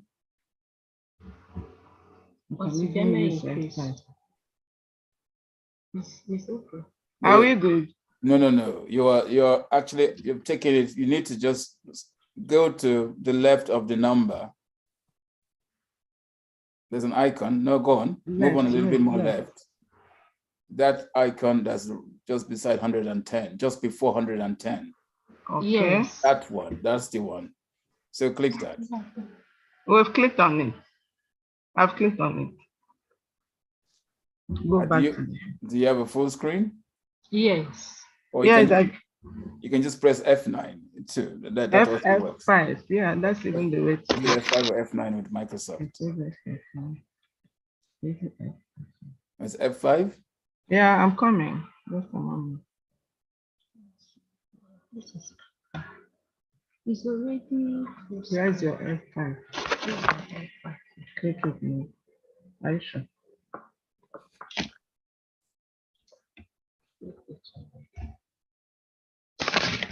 It's already in full screen. It's on full screen. All right. Right. I think what you have done is you have zoomed in. That's what you have done. So, but that's fine. Can you sort of proceed as best as you can? So can I go? Yeah. If you go to the top of the top menu where it says slideshow, right? And let's see the menu there. It's already on slideshow.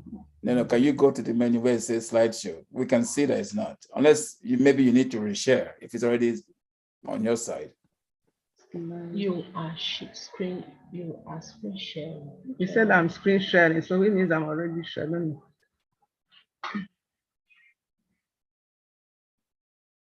It's when you go back to the smaller one, then now go to F5.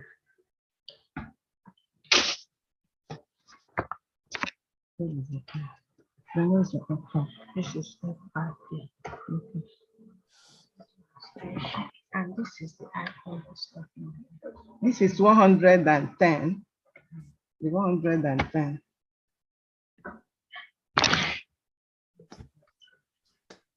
Requesting remote control. Yes, I'm requesting remote control. Can you just accept so that I can do this? You can again control. So should I say approve? Just accept. Accept, that's approve. Yeah, click approve, approve. yes. Click approve.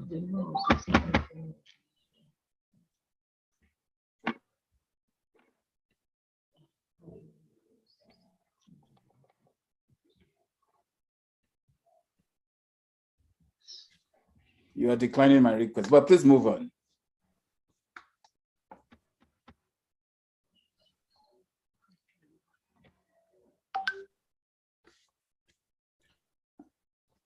But you know what we do? While you get yourself together, we'll take the next presenter, and then we would while you fix that. Okay, are you happy with that?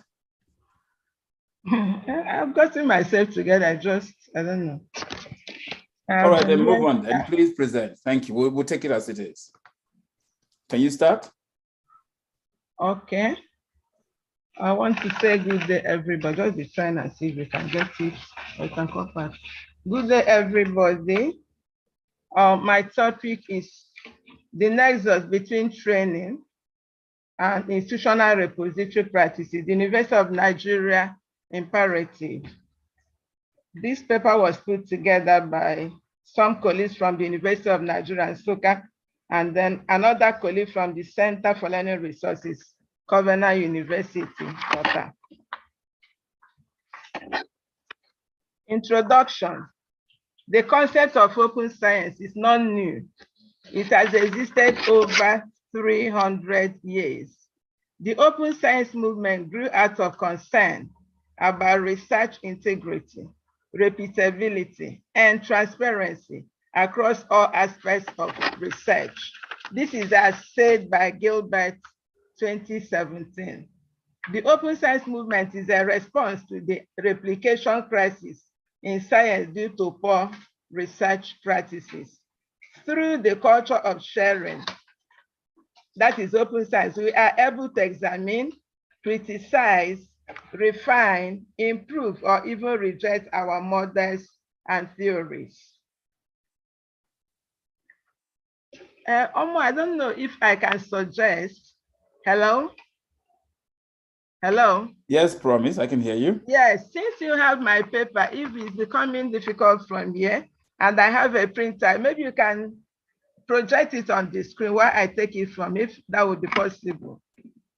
I'm trying to see the possibility of sharing this, and I don't know. Or should I just go on? Well, if you stop sharing the screen, I think we can start afresh. It might help. So, okay, we can start afresh. Let's see if we can open it. Let me continue. Some definitions.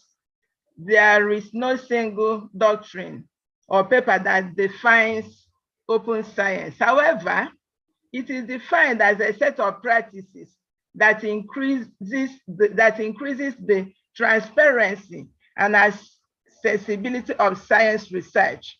And I also want to say that this open science also means sharing and reusing scientific knowledge created by researchers as a result of publicly funded research projects.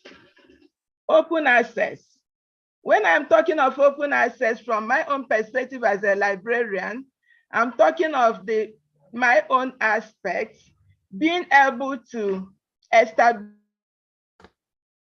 open repository, which is access. And so if I want to find open access repository, I want to define it as a collection of full text documents available in online databases on the internet that can be accessed freely and instantly. While open institutional repository is an online store for collecting, preserving, and disseminating in digital form the intellectual output of an institution. This is as defined by Akintunde and Iwundu, 2012. Opening science with institutional repository. Globally, university libraries took the lead in the development and deployment of OIR, that is Open Institutional Repository. And this is the provision of institutional repositories and infrastructures now means that libraries have the strategy for promoting open science. So as a librarian, and as other librarians connected to this platform, when we provide institutional repository and services, it is obvious that we are contributing to the promotion of open science. Let me talk about the emergence of open institutional repositories in Africa. The origin of open institutional repository in Africa has been tracked back to the massive Open Science Journal Initiative as defined by Nyambi and Marnard, 2012. Advocacy of open access initiative in Nigeria commenced in workshops organized by Electronic Information for Libraries and Nigeria University Library Consortium between 2008 and 2009. This led to the development of open institutional repositories in many Nigerian universities. Now, my topic is I'm looking at open institutional repository in the University of Nigeria, and then things we can do, especially in the area of training, to ensure that we drive open science through open institutional repository. So I'm looking at the University of Nigeria scenario. Before I say other things, I look at a lot of other things. I want to find out if there's any justification for digitization of local contents for uploading on University of Nigeria and SOCA institutional repository. Of course, if there's no justification, then it's a waste of time. But I know there are some justifications, and these are the things I'm going to mention now. One, this provides open access, provision of open access to institutional repository research, provision of open access to institutional repository research output of the university, its faculty, students, and other researchers. That means that when we upload what staff have done on the institutional repository, of course, it's giving open access to their research work. A lot of people will see that. And that's also to say that it helps to create global visibility for the research output. When this is online, when people all over the world can access them, of course, you are becoming visible. And that is what we drive as librarians. Preservation of unpublished access of UNN and especially great literature, which may be easily lost and cannot be retrieved from any publishing outfit. We know that universities generate a lot of local contents. These local contents are not published in any publication outfit or publishing outfit. That means if they are lost, they are lost. And these things can be very resourceful. So, but when they are uploaded, when they are digitized and uploaded on the institutional repository, it serves as a preservation strategy. Institutional repositories serve as digital libraries since they perform the functions of collecting, classifying, cataloging, preserving, and making accessible digital contents.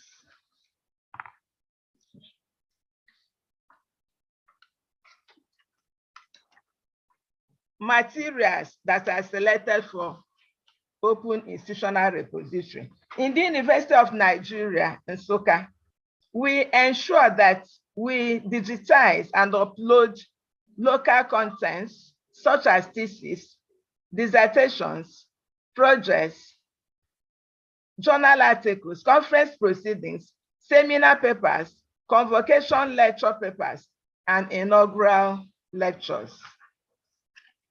And in this process, we use some facilities. We have the software. The software we use in University of Nigeria, Nsukka, is the DSpace. We have the HP ScanJet, another model. We have 9210, 5510. Then we also use computers, desktops and laptops, Adobe Acrobat software, server, and UPS. These are the things that make it move. The software we use is the DSpace. And this DSpace is scalable, it's secure, it's easy to use. It can support all formats of information. If you can also see the things, the kind of things that can be uploaded on this software, DSpace. Now there's a picture before us there. These are some of the things we have done or the processes we followed in our institutional repository to get to where we are today. I'm sorry, there's a slide that should have followed this to explain what we have on the pictures, but I can also explain it here because I have written it, but I had already sent it before observing that that slide was not there. The first one there is a giant UPS for power backup. The second one is a staff uploading materials online. Number 3, staff scanning the materials. Number 4, staff appending digital signature. The 5th one is HP scanner for scanning documents. The Epson, that's number 6, Epson flatbed fast scanner. Then there's a library staff unraveling thesis, that's on number 7, unraveling bound thesis. Number 8, giant generator for power and unraveled thesis and dissertations in number 9. So that is the picture before you. Then my next topic is talking on the nexus. Is there really a nexus between training and institutional repository? And I want to say yes. I'm looking at training and collaboration, which has taken place in the University of Nigeria, Nsukka.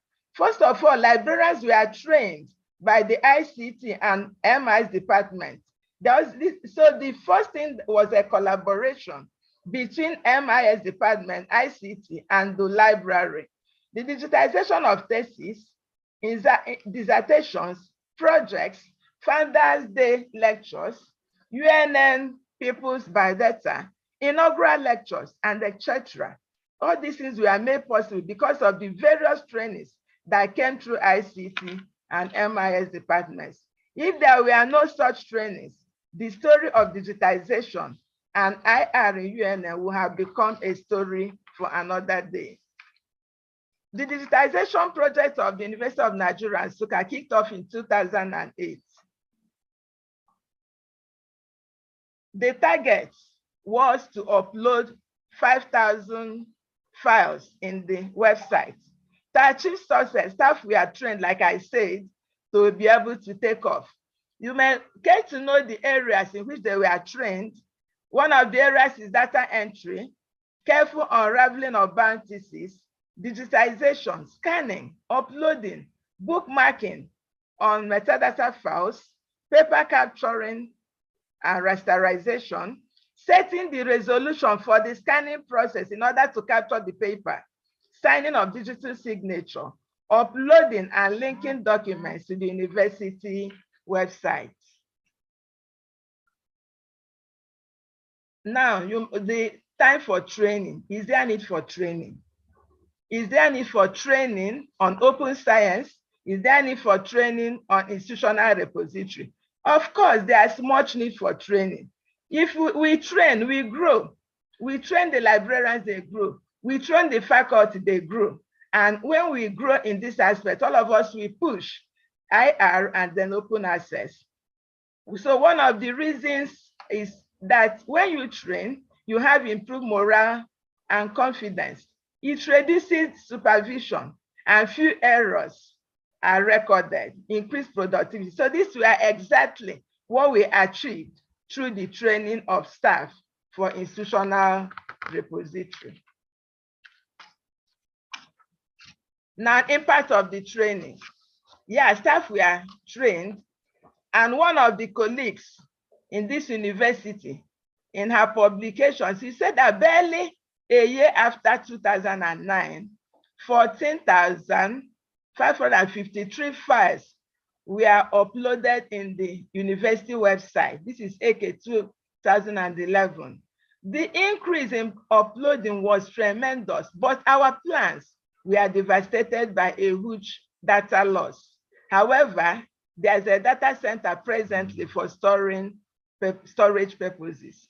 Today, both public and private universities in Nigeria pay study visits to UNN, University of Nigeria, Nsukka, to study the institutional repository in order to learn or benchmark the existing practices in their own libraries. Therefore, I want to submit that there is need for training and retraining in the following areas for continuous improvement in open institutional repository practices in Nigeria. In Nigeria, of course, and in UNN. When we do for UNN, we also do for other libraries, and then together we'll push it and we'll get high results for open institutional repository and open access. What are the areas that we need training? Material submission, metadata application, access control, discovery support, distribution, preservation, storage, content management, digital conservation, RFID technology for system security and inventory, software products for archiving, stocking and management of documents, management of resources and use of vending machines. These are some areas that librarians need training so that they can achieve tremendous results. And I want to say that when we train and retrain, or the training and retrain of librarians gives rise to better institutional repositories, infrastructure and services, which invariably results in open science. And that is the nexus. Have there been challenges? in digitization and uploading of materials on the institutional repository in the University of Nigeria in Soka? I would say an emphatic yes. And what are these challenges? One of them is fund, incessant power outage, low internet bandwidth, inadequate ICT facilities, and of course, technophobia. Do I have hope? Yes. I hope that a lot can be done. And so I'm coming up with the following recommendations. Funding. There are organizations that can help in funding training open access through open institutional repository. This is particularly important in developing countries like Nigeria, since a lot depends on funding. I call on federal government, UNESCO, World Bank, alumni association, donor agencies. I had made this call in my presentation in this 2022 to TED Fund. So these people I'm calling on, I want them to support with funds required to put things in place. This can be done through sponsoring training programs for local and international conferences. Digital Science and Technology Network should help to support with network and ICT infrastructure to enable enhanced training. Increase bandwidth for internet connectivity. WACREN, EcoConnect, and NGREN can be of tremendous assistance in this regard. I also call on WACREN and EcoConnect again, and other organizations that have passion for open science. I plead that you should provide trainings for the librarians, not only in UNM, but in other universities in Nigeria. I have participated in your workshops and trainings, and I trust you can be of help. There is need for wider publicity in Nigeria concerning open access initiatives and trainings organized by LibSense, EIFL, OA, and others in different countries of the world. They should also plan programs toward training librarians in challenges peculiar to the establishment and maintaining of open institutional repository in developing countries. Thank you so much for listening to me.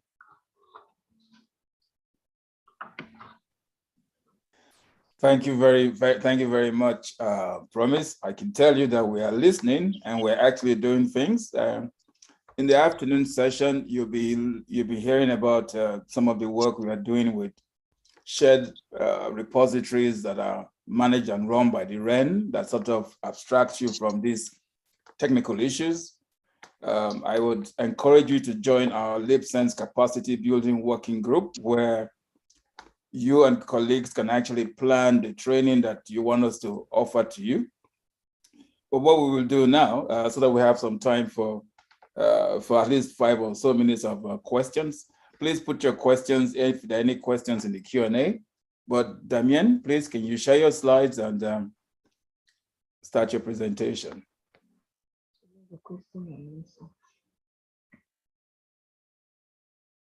Is that, I think that's the next presentation, the Africa Digital Campus, or am I mistaken?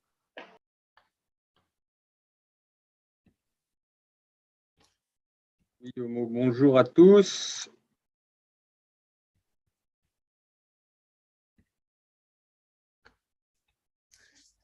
Merci, Damien. Voilà, voyez-vous mon écran, Africa Digital Campus? Oui. Oui. Très bien. Bah, écoutez, donc, le but de ma présentation est de vous présenter ce projet que nous avons monté en collaboration avec WACREN.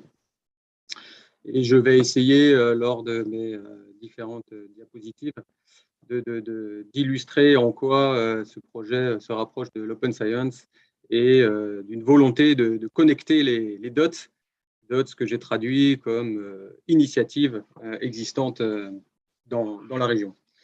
Mon nom est Damien Aline, je travaille à la direction informatique de l'IRD, Institut de recherche pour le développement. Institut qui fait de la recherche en partenariat avec les pays méditerranéens et intertropicaux. Et nous savons que trop bien les conséquences de la fracture numérique existant, et ce projet vise à contribuer à la réduire. Voilà, donc ma présentation va se dérouler en 3 temps. Tout d'abord, je vais replacer le contexte du projet, et puis je vais détailler le contenu des lots qui constituent ce projet. Et enfin, présenter une diapositive pour se projeter dans le futur. Ce projet Africa Digital Campus vise à soutenir et renforcer la dynamique e-learning dans la région Afrique de l'Ouest et centrale et fait partie d'un programme européen qui est constitué d'une dizaine de projets. Ce programme européen est plus large et vise à renforcer la résilience des systèmes d'information liés à l'éducation, la santé ou à l'écosystème des petites et moyennes entreprises dans les pays de la zone Afrique, Caraïbes, Pacifique. Et ce programme est financé par l'Union européenne et opéré par l'AFD, l'Agence française de développement. Donc, ce projet, nous le coordonnons tous les deux IRD avec WACREN, en partenariat avec l'AUF, Agence universitaire de la francophonie, expert en matière de e-learning. Afin d'identifier les pays bénéficiaires de ce projet, un appel à candidature a été effectué en 2021 et ce sont le Burkina Faso et le Bénin qui ont été sélectionnés. Et en l'occurrence, deux universités, l'université virtuelle du Burkina Faso et une université à Lokossa au Bénin. Ce sont des universités pilotes, c'est un projet pilote qui vise à se focaliser au sein de ces deux universités, donc vraiment à un niveau très local, et d'obtenir des résultats concrets qu'on pourra présenter aux décideurs afin de faciliter un passage à l'échelle. Il y a deux objectifs principaux dans ce projet, c'est renforcer les usages du e-learning au sein de ces deux universités et améliorer l'accès des étudiants et des enseignants à la plateforme e-learning. Pour atteindre ces deux objectifs, le projet est décomposé en plusieurs lots, en plusieurs work packages, et je vais vous les présenter brièvement tout de suite. Tout d'abord, le work package qu'on appelle infrastructure, qui a pour vocation à renforcer le NREN dans chacun des pays. Le NREN étant le réseau numérique dédié à l'enseignement supérieur et recherche, supposé être l'outil pour implémenter, pour mettre en œuvre la stratégie nationale en matière de numérique, l'enseignement supérieur et recherche. Alors, avant de parler des actions que nous allons mettre en œuvre dans le projet, permettez-moi juste de faire une petite parenthèse de quelques secondes sur ce que l'on entend par NREN. Évidemment, il y a l'interconnexion des universités pour accéder à Internet, mais pas seulement. L'interconnexion se situe à un niveau connectivité qui est représenté dans les couches bleues que vous voyez sur ce petit schéma. Il y a connectivité, mais il y a tout ce qui est hébergement, data center, configuration, des routeurs, gestion d'identité, etc. Tout ça, ce sont les services techniques représentés par la couche bleue. Et c'est sur cette couche bleue qu'on va pouvoir mettre en œuvre des services. Donc, l'accès à Internet via du Wi-Fi, l'accès à des ressources de calcul, des centres de calcul, l'accès de la vidéoconférence ou à des data repositories, comme nous avons pu en voir quelques exemples dans les présentations précédentes. Pour que tout ça fonctionne, il faut évidemment des ressources humaines qui sont dédiées à la maintenance aux conditions opérationnelles de cette infrastructure et de ces services. L'organisation humaine doit être formée et pérenne. Ce sont les couches oranges que l'on voit ici. Et enfin, évidemment, il y a toute une gouvernance, une comitologie à assurer avec un statut juridique au sein de cette organisation NREN et un modèle économique pour assurer sa viabilité. Vous voyez, il y a plusieurs couches sur lesquelles on peut appuyer pour renforcer le développement d'un NREN, et le projet donc vise à soutenir les couches vertes, mais aussi les couches bleues et les couches oranges. Je vais rentrer dans le détail maintenant. Tout d'abord, je parle de la couche verte, des services. Ce projet, Africa Digital Campus, vise à mettre en place ou renforcer des services e-learning au sein du pays bénéficiaire.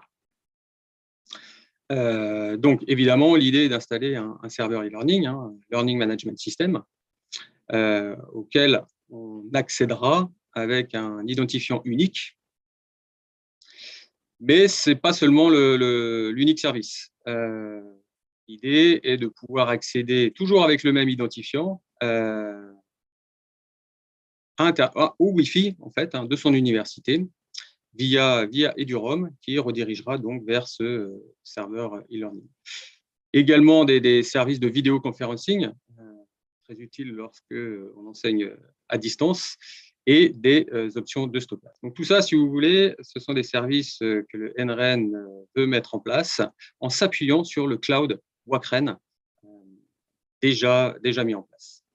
Ici, je fais une petite illustration sur Connecting the Dots, puisque ce serveur e-learning vise donc à être accroché au réseau WACREN et par là même faciliter les interconnexions avec d'autres services présents sur le réseau numérique régional de l'Ouest et central de l'enseignement supérieur et recherche. Encore une fois, on parlait de Data Repository tout à l'heure. Typiquement un nouveau service qui pourrait se rajouter ici à cette liste.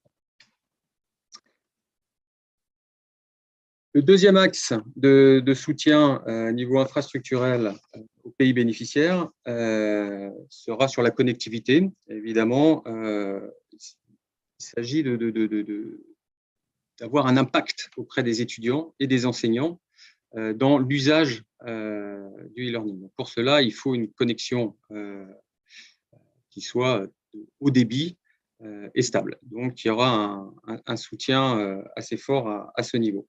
Évidemment, le soutien aura lieu pendant la durée du projet et après le projet, ce sera au gouvernement d'assumer les coûts de fonctionnement d'un tel upgrade. C'est pour cela que ce n'est pas uniquement le point central sur lequel on se focalise. Il y a également l'accès via les réseaux mobiles des opérateurs télécoms qui existent et qui fonctionnent très bien. L'idée est de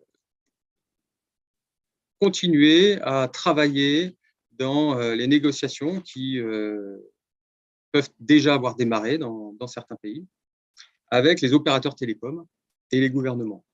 Ce qui coûte cher souvent dans le trafic, c'est tout ce qui va à l'international.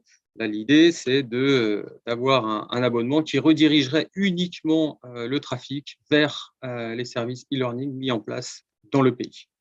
Voilà, donc il y a toute une démarche de négociation avec le gouvernement qui pourrait subventionner et avec les opérateurs télécoms qui pourraient donc être proches d'un zéro rating. Tout ça est à donc contractualiser et WACREN est déjà bien positionné également dans le cadre de Africa Connect, dans tout ce qui est négociation avec les opérateurs télécoms. Enfin, le troisième point sur lequel nous concentrerons, c'est la communauté, évidemment, des informaticiens qui existent déjà dans le pays. Sans cette communauté, les initiatives ne sont pas viables, puisque c'est cette communauté, finalement, qui va maintenir en conditions opérationnelles l'infrastructure mise en place. Nous sommes donc ici sur la couche orange de ce que l'on considère être un NREN. Nous avons parlé du contenant, c'est-à-dire tout ce qui va permettre de faciliter l'accès à du contenu. C'est l'objectif du lot suivant, le Work Package e-learning, piloté donc par l'AUF avec BBF et l'Université de Lokossa. Et l'idée est d'identifier les enseignants qui vont produire des cours en ligne et qui vont pouvoir donc déposer ces cours-là sur l'infrastructure mise en place dans le Work Package infrastructure. Cette communauté se veut inclusive. Ce projet se veut inclusif. L'idée est d'être dans une dynamique régionale. L'idée n'est pas de soutenir uniquement l'UVBF en silo et de s'en tenir à cela. L'idée est vraiment de faire en sorte que les deux pays bénéficiaires travaillent ensemble, mais pas que. On se projette au niveau régional et l'intégration de toute bonne volonté ou une complémentarité avec d'autres projets est recherché. En tant que tel, ce lot e-learning a été construit en s'inspirant des recommandations du CAMES. Encore une fois, l'idée n'est pas de réinventer la roue et de travailler de manière isolée. On veut s'inscrire dans la trajectoire stratégique déjà mise en place au niveau de la région et en l'occurrence avec la vision du CAMES. Donc, dans un premier temps, nous allons travailler avec les universités pilotes pour mettre en place le cadre législatif, réglementaire, le modèle économique, comment rémunérer les enseignants, identifier les cours à renforcer, produire ces cours en ligne, faire en sorte donc que les enseignants soient formés pour leur permettre de transformer leurs cours en présentiel en cours en ligne, qui est donc un changement majeur, et puis une étape de valorisation donc visant à déposer ces cours-là sur une plateforme e-learning nationale, mais pas seulement, qui vise également à valoriser tout ce qui aura été produit pendant le projet en matière de ressources pédagogiques, que ce soit des vidéos, que ce soit des documents, que ce soit des quiz ou autres. L'idée étant que ces ressources qui seront libres, produites dans le cadre de son projet, puissent être accessibles par tous. Et c'est ce que je veux illustrer dans cette diapositive, qui peut paraître un peu chargée, mais c'est surtout le cadre rouge du milieu sur lequel je veux insister. Nous avons bien sûr les plateformes e-learning qui existent dans chaque pays. Ici au Bénin, il y a une plateforme qui existe, ici au sein de l'UVBF également, donc où chaque pays, chaque université est maître des parcours de formation qu'ils offrent. Et de l'animation de ces cours. Mais l'idée est aussi de valoriser tous les éléments pédagogiques, les ressources pédagogiques qui ont contribué à constituer ce cours. Un cours est constitué de plusieurs modules, de plusieurs éléments, comme des vidéos, des tutoriels, des documents, des quiz, etc. Et c'est le cours dans son ensemble et l'animation par l'enseignant qui donne toute sa valeur. Par contre, lorsqu'on veut construire un cours, il peut être intéressant de réutiliser des ressources qui ont déjà été produites et qui sont ouvertes et mises à disposition de toute la communauté enseignement supérieur et recherche. C'est un peu l'objectif de cette banque de contenu pédagogique qui sera mutualisée aux deux pays, mais qui vise à être ouverte, évidemment, à la communauté. C'est l'idée de Connecting the Dots ici. Toutes les initiatives existantes sont bienvenues. Et cette plateforme ici, donc, qui sera hébergée dans le cloud WACREN, comme étant un nouveau service, vise à soutenir dans ce sens le développement de l'open science.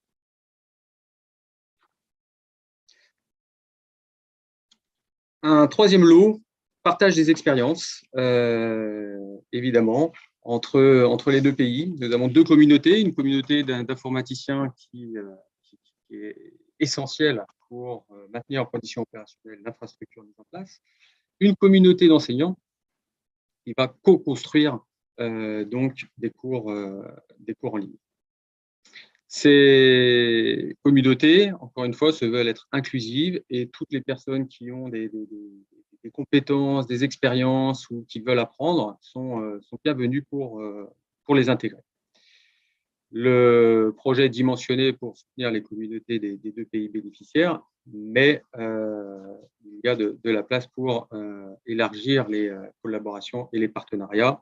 Des événements, des ateliers, des outils donc, sont prévus, et notamment la possibilité pour certains enseignants d'être également formateurs pour que lorsque le projet se termine, que cet enseignant puisse lui-même former d'autres enseignants au e-learning et permettre ainsi d'amplifier l'impact du projet. Voilà, et enfin, le dernier lot que constitue ce projet Africa Digital Campus, c'est un lot focalisé sur le plaidoyer, sur la sensibilisation auprès des décideurs. Alors, ce qu'on appelle décideurs, c'est évidemment les gouvernements, les ministères, les ministres, mais également des universités influentes, des bailleurs de fonds, voire même des opérateurs télécoms qui peuvent avoir aussi des leviers pour débloquer certains freins. Alors évidemment, notre objectif est de réussir après ce projet à passer à l'échelle. Nous nous focalisons dans ce projet à une échelle locale, c'est un projet pilote au sein de 2 universités, mais l'idée est de mettre les conditions en place pour qu'un décideur puisse réaliser ce passage à l'échelle, et si possible en suivant le chemin de ce Superman ici plutôt que l'autre. Alors pour arriver à cette fin, évidemment, il faut déjà avoir des résultats concrets pendant le projet. Donc je pense aux services e-learning qui devront être opérationnels et utilisés pour réussir à montrer qu'il y a un impact en fait auprès des étudiants et des enseignants. Si ces services sont opérationnels et sont réellement utilisés, on se doute que les universités voisines en entendront parler et voudront également bénéficier de ces services, ce qui pourrait stimuler donc un effet domino et permettre de faciliter encore plus le lobby pour un passage à l'échelle. Dans ce projet, un modèle économique sera analysé, le but étant de voir le coût du projet et l'impact auprès des étudiants et des enseignants. Des réunions sont prévues avec les ministres des 2 pays.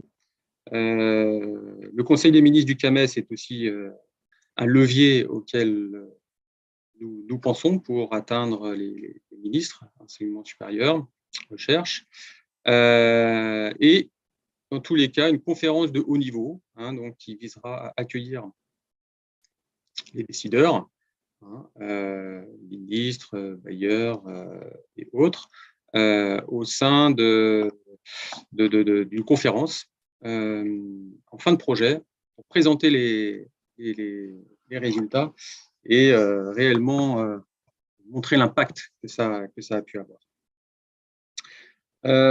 Nous nous appuierons pour cela aussi sur d'autres projets qui sont très structurants, très impactants. Je pense à Africa Connect de l'Union européenne, qui lui raccorde donc le réseau numérique européen géant au réseau numérique africain, comme WACREN pour l'Afrique de l'Ouest et centrale. On voit la complémentarité avec Africa Digital Campus, qui lui raccorde l'université à WACREN. D'autres projets comme le projet de la Banque mondiale visant à soutenir l'économie numérique en Afrique dans plusieurs secteurs, le secteur de l'éducation étant également présent, on voit bien que c'est un projet qui pourrait aider au passage à l'échelle. Et d'autres projets comme S-Partner soutenu par l'AFD, qui vise lui à rassembler, à fédérer les centres d'excellence, et on imagine très aisément les mutualisations qui peuvent être faites en matière de valorisation de contenu. Voilà, et je vous donne les jalons de ce projet qui vient de démarrer. Le kick-off a eu lieu au sein de l'université virtuelle du Burkina Faso en mars de cette année. Aujourd'hui, nous en sommes à ce niveau avec la conférence WACREN, et voilà, nous espérons avoir les services e-learning opérationnels d'ici la fin de l'année, les communautés mises en place et formées afin d'avoir des premiers cours en ligne produits début d'année prochaine, permettant donc d'effectuer du plaidoyer et d'organiser cette conférence de haut niveau.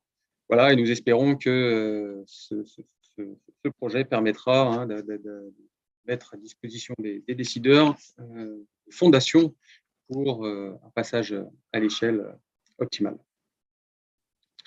Voilà, mais je vous remercie de votre attention et je vous laisse avec une photo qui a été prise lors de la réunion de lancement du projet à Ouagadougou. Merci beaucoup.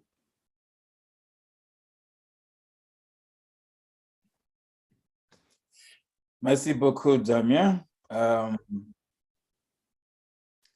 Well, there was a little bit of a challenge there for some of the English speakers because the channels changed, but that is fine. I think thankfully your slides were in English.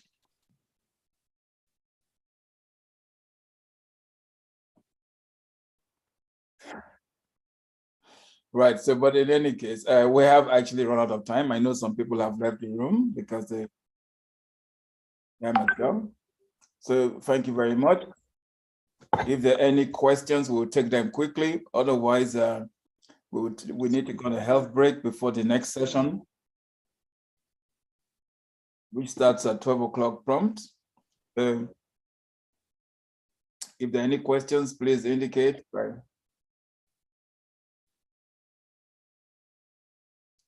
If they're not, well then thank you very much. We will see you at 12 o'clock.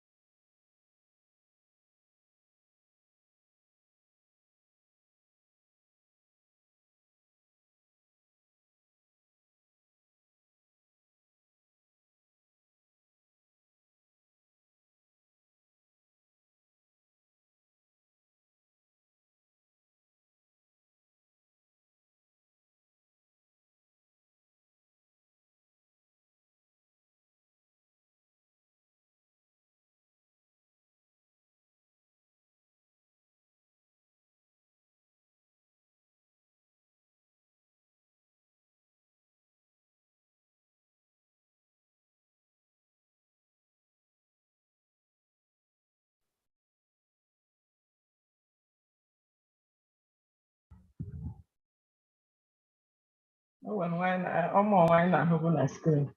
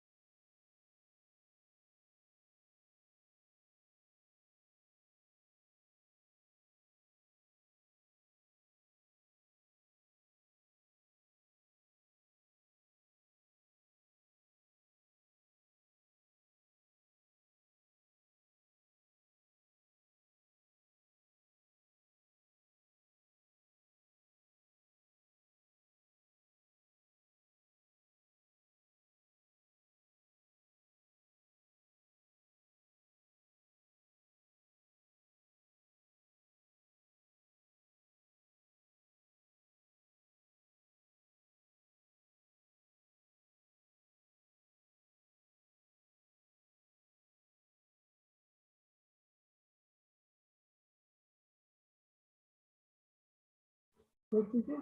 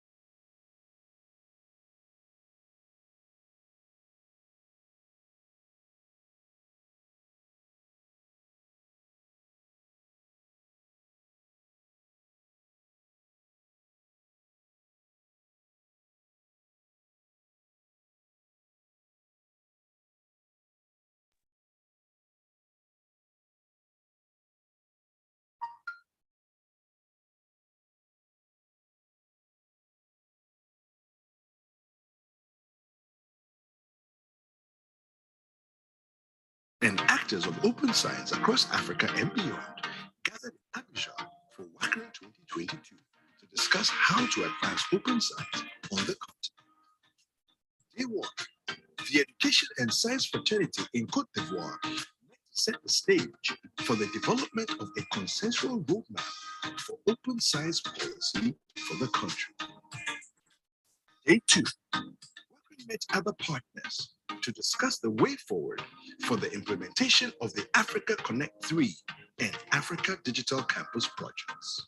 Day three, LIBSENS converged regional open science actors to discuss and prepare the grounds for regional open science policy in line with the UNESCO recommendations. Concurrently, WACREN collaborated with the Digital Science and Technology Network, DSTN, to hold a regional workshop on high-performance computing for higher education institutions and research and education network stakeholders. Day four, conference open. The occasion was graced with the presence and participation of European Commission officials, project partners, DSTN, CAMES, CRUFA-OC, Committee of Vice Chancellors of Nigerian Universities, Association of West Africa Universities, UNESCO, Africa Center of Excellence, among others. Professor Ramata Bakayoko Lee, keynote address speaker, called for a holistic approach towards advancing open science in Africa. Now, get ready to join us online to be enlightened with insightful paper presentations, panel discussions, and case studies on open science infrastructure and capacity building. The date is Tuesday, 24th of May, 2022. Time, 9 a.m. It's going to be on Zoom and YouTube. Save the date. For more than 10 years now, WACREN has supported the advancement of research and education in West and Central Africa. We serve our community with three key areas: connectivity, advanced digital services, and developing human capital. Through affordable, high-speed connectivity, researchers, staff, and students can collaborate with their colleagues within the region and beyond. Our video conferencing tool has come in handy in the COVID-19 pandemic period to support academic continuity. The tool is connecting thousands of students with their lecturers and academic supervisors and keeping administrative work going through online meetings. With EduRoam, learning is exciting. Through this authentication service, students can securely connect to available Wi-Fi when they visit other institutions across the world. EduID allows students and researchers to log into and access web-based services anywhere in Africa by using their home institution credentials. No need for re-registration or request for permission. National rents and their member institutions can access WACREN security and hosting services. Our modern infrastructure and capacity ensure that subscribers get the best of both services at affordable rates with high reliability. Network Operations Center as a Service, NOCAS, is designed for national rents and R&D organizations looking for constant and effective monitoring and maintenance of their networks. WACREN has publicly scheduled and on-demand capacity building sessions for the brains and hands that handle the national and campus networks in the region. Over the years, users and beneficiaries of our network, services and capacity sessions have created value for their communities and by extension, the society. WACREN has been able to serve its community thanks to the European Union's support under the Africa Connect Phase project. The journey of unearthing potentials and creating opportunity for real socioeconomic value continues.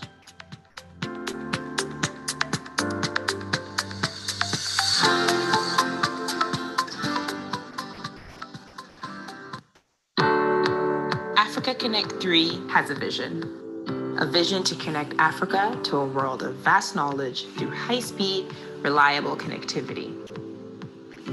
A vision to connect Africa to a world of unique solutions through digital technologies. A vision to connect Africa to a world of unlimited opportunities and possibilities through research and education collaborations. A vision that will translate into new treatments for diseases, app solutions to environmental problems, creating and openly sharing knowledge, train staff for high performance, employable skills for the job market, digital inclusiveness and participation, a generation of innovative solution providers. Africa Connect 3 is a shared vision, a shared commitment, a shared action, and a shared impact.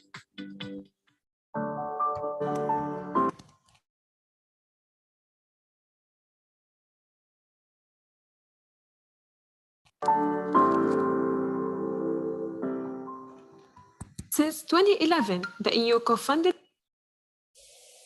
supporting the creation and consolidation of regional and national research and education networks across Africa, delivered locally by the Ubuntu.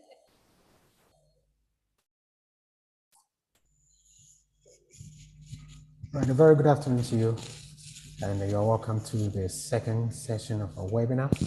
This will be on open science infrastructure. Without much ado, I will hand over to Omo Oaya. Omo, over to you. All right, thank you, Efa. Yes, we're going to try and save some of the time we sort of used in the morning. So I don't know if Madame Minata Traore is in the room, so we can get started. Then if she's not, then Mr. Owen Iyoha from EcoConnect, whose presentation is on closing the gap and implementing flexible and scalable shared repositories as a REN service, is next. Owen, please, can you take it off?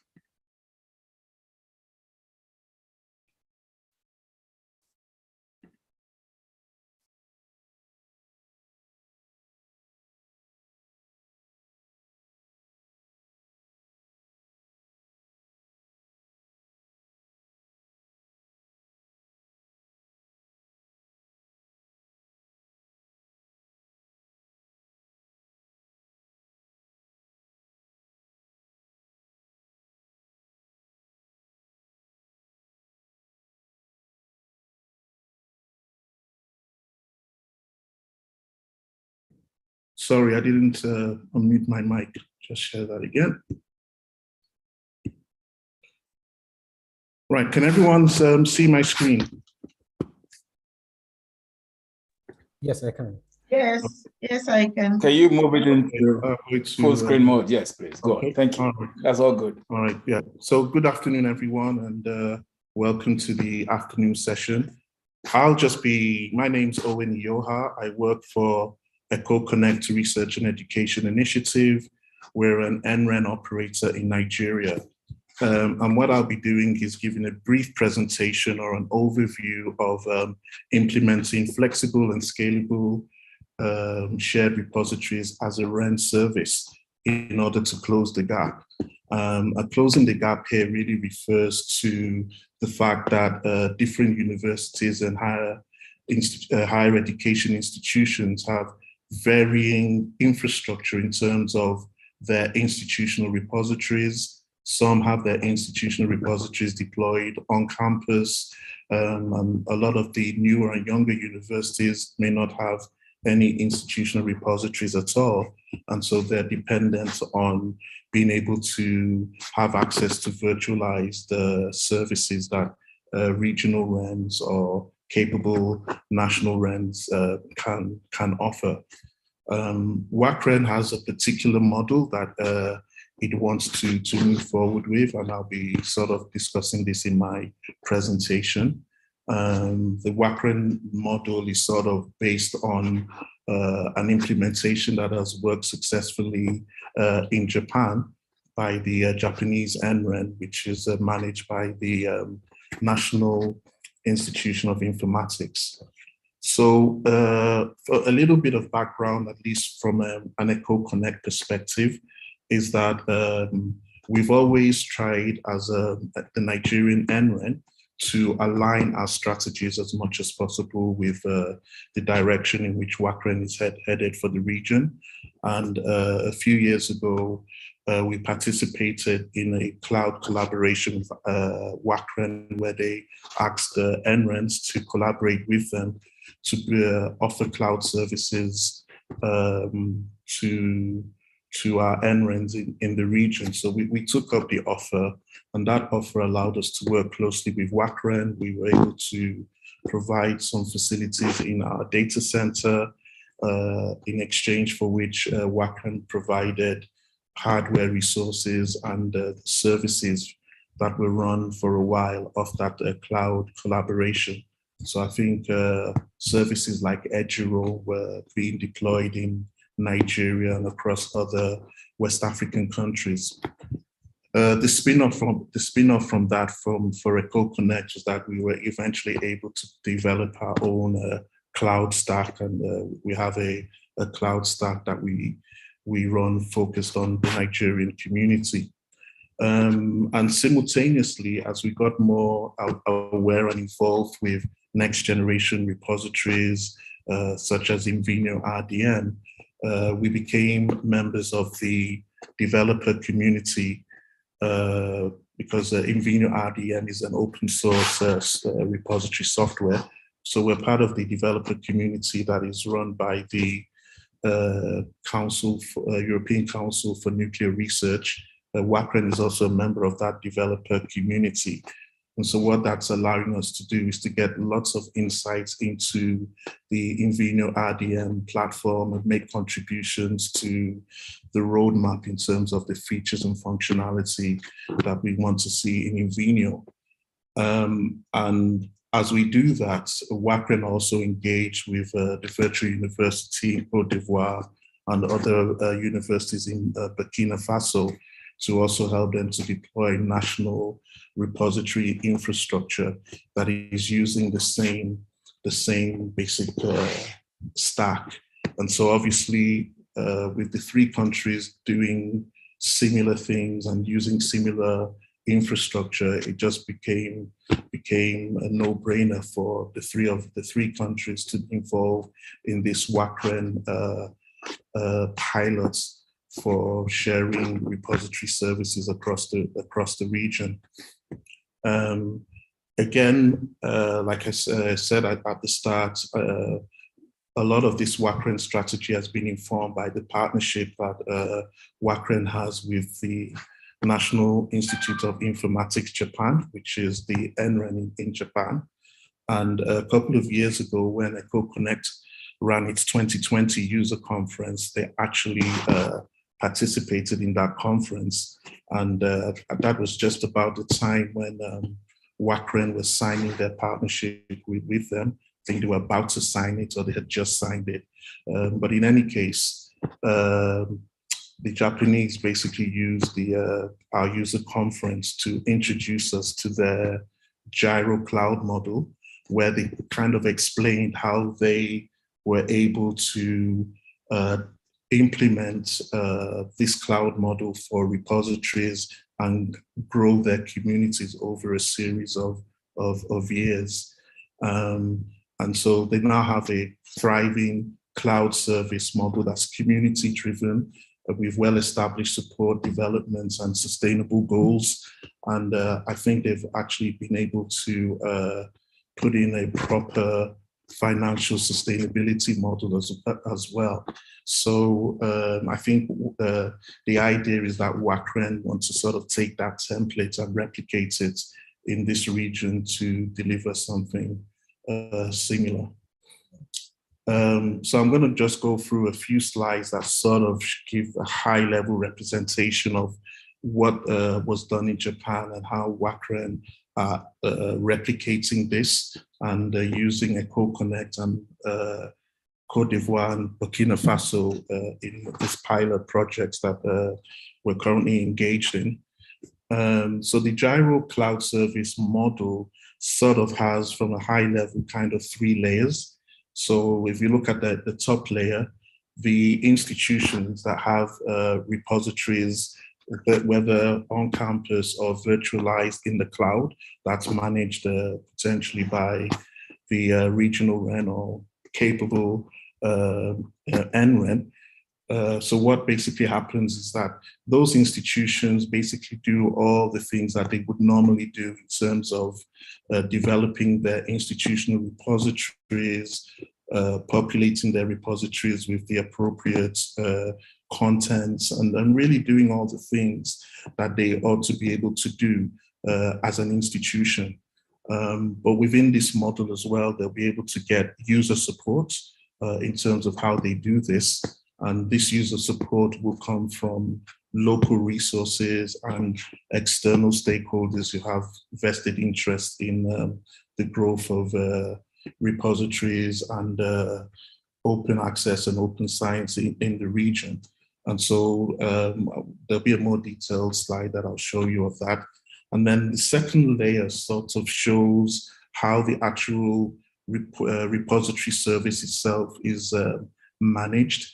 The idea here is that maybe slightly more technical librarians, NREN staff, and other slightly more technical repository users would be involved in managing the shared repositories. And I say managing loosely in terms of being able to define the policies, the open access policies, the metadata standards and harvesting standards that would be used for populating and sharing data and metadata in those repositories.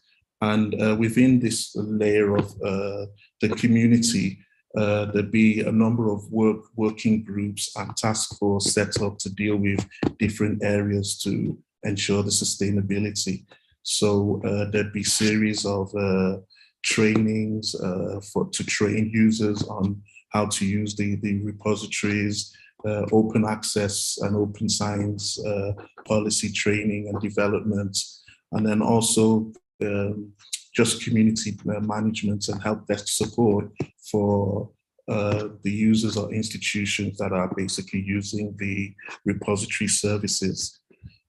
And then the bottom layer is really the role where the regional REN or a capable NREN would really be responsible for managing all the system infrastructure that is required to run the repositories. And that's in terms of the hardware, the operating systems, the actual repository software, and other virtual infrastructure such as EduID and other persistent identifiers. So that role is really where the regional REN would come in and manage that underlying infrastructure.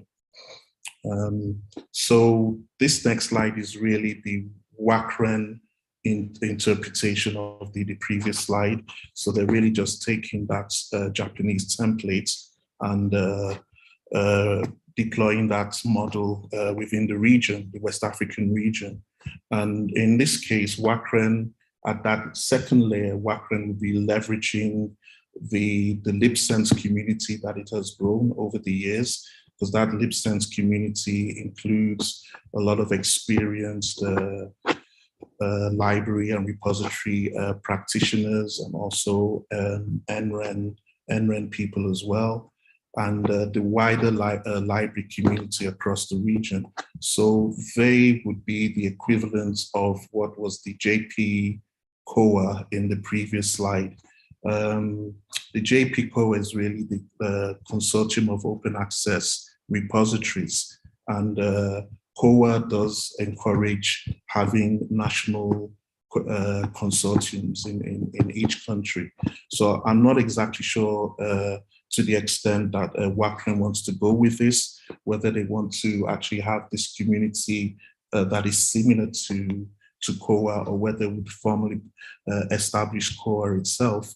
But the whole idea is that the kind of personnel that are running within this shared repository area would sort of be able to provide that support and working groups and training and capacity building to maintain sustainability of these repositories, and also allow WACREN and the NRENs to kind of look at an appropriate financial model that would make all of this sustainable, even though this is all going to be open access and open science-based.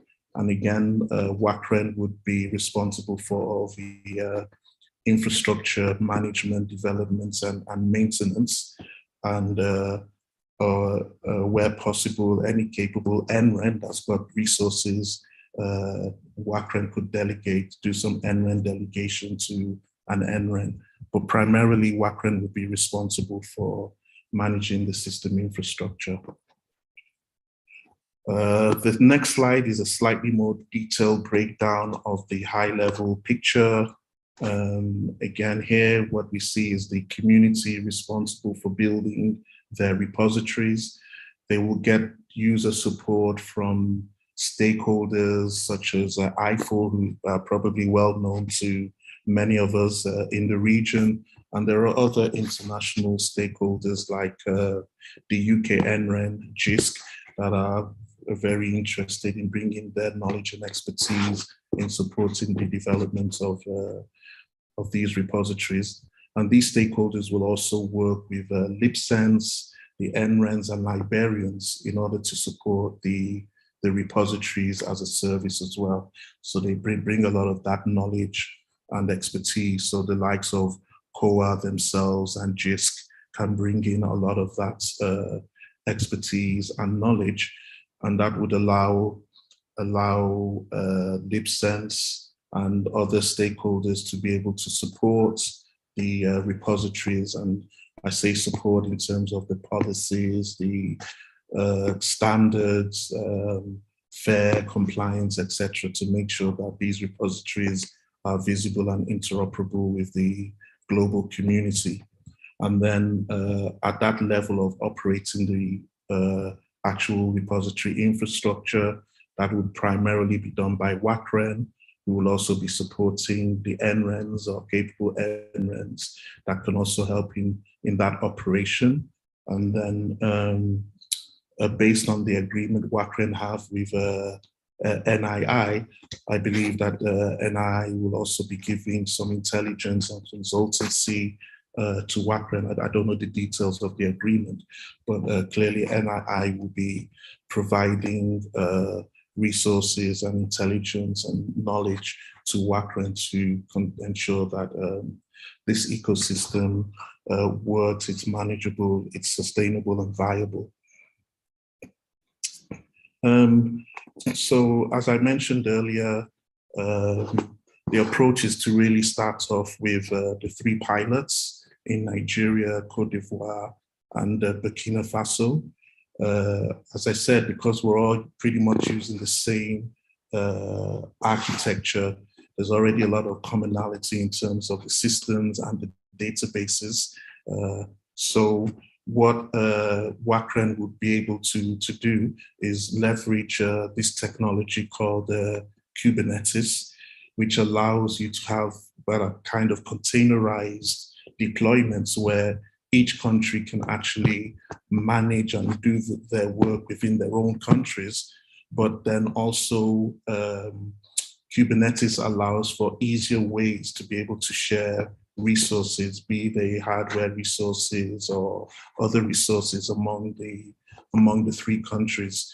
So WACREN would be pretty much responsible for ensuring that the Kubernetes deployment of these open access repositories would allow for that optimization and ability to share services where appropriate. This sort of final slide sort of gives a more logical overview of the previous slide. So each country's got a national open access repository. The NREN or the regional REN in our case would be responsible for that layer of identity provision, IDPs, other persistent identifiers will come into the picture as well in terms of digital object identifiers and maybe other identifiers. Also responsible for monitoring the repositories and making sure that there are backups of those systems. And then certainly WACREN will be sort of managing all of this using Kubernetes technology. And I think, so that's the idea. And over the next 6 to 12 months, hopefully as the pilots in the 3 countries grow, then many other NRENs or institutions will basically come on board. So those are EcoConnect contact details. We're just one of the pilot beneficiaries, but obviously if there's more interest in this, then ideally you want to get in touch with WACREN. So thank you very much. Thank you very much, Owen. I think that was, for a pilot that hasn't fully started yet, you've been able to articulate the WACREN intent. So maybe this is where we take some questions. I can shed some more light from a WACREN perspective, but I think Owen has done a decent job of our intentions. The relationship with the Japanese is a collaborative one to advance open science in both regions. We're both members of the Invenio RDF development group. So, but they have much more experience with using the platform, and this particular model they have, we think, is one that we can drive in the region and sustain and help NRENs to be more participate a little bit more in providing services for their different communities. So if there are any questions, we can have them now. We have a bit more time. I don't see any in Q&A. Okay, if there are no questions, we'll go on to the next presentation. The next presentation is about defining a persistent identifier strategy for Africa.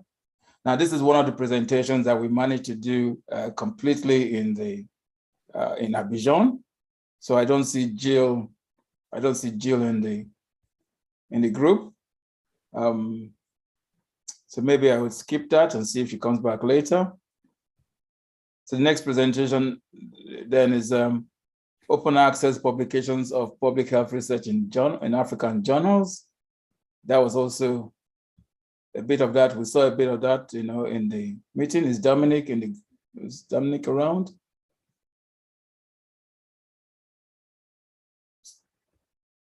Dominic? Hello, I'm around. Excellent. So can you sort of share your screen and let's listen to you a little bit more.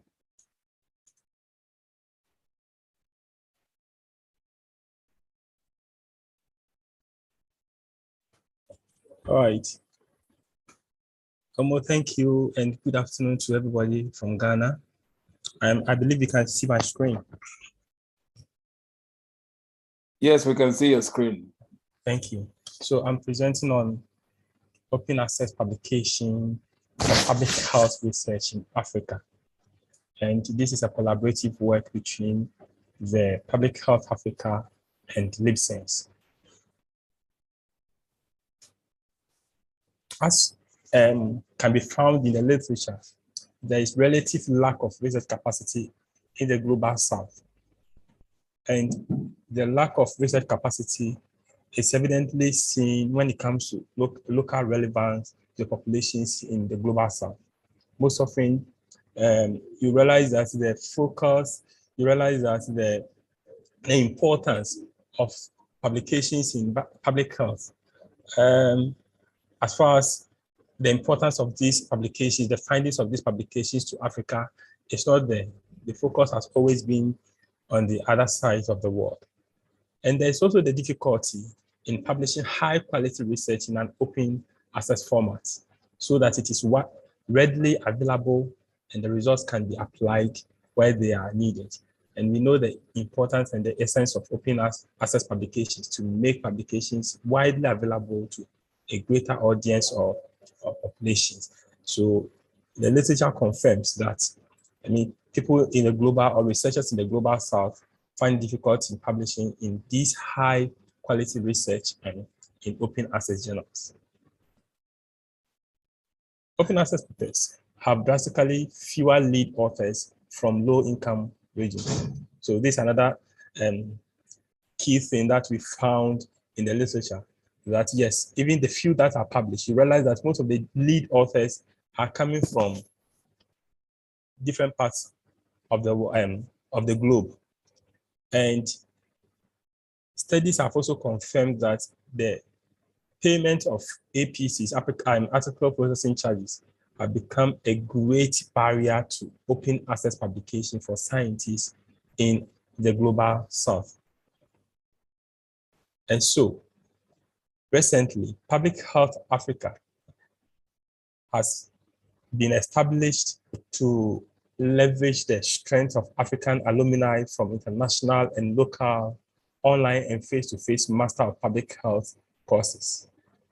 In a survey of African public health graduates, more than a half of the respondents reported barriers to research and writing. So this thing cuts across. I mean, when you speak with researchers from the global south, there is always the difficulty in conducting research and writing the findings in a report form. Survey participants were asked, for instance, if they would like to publish their research as open access.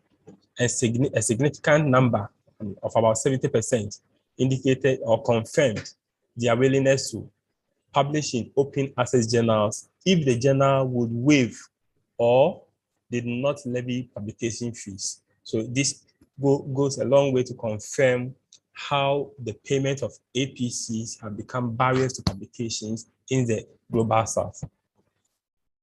Again, a half of the respondents said yes if their institution would pay, and only a quarter affirmed if they had to pay the fees themselves. So again, all these just go on to confirm that only few people are willing to do the payment of APCs themselves.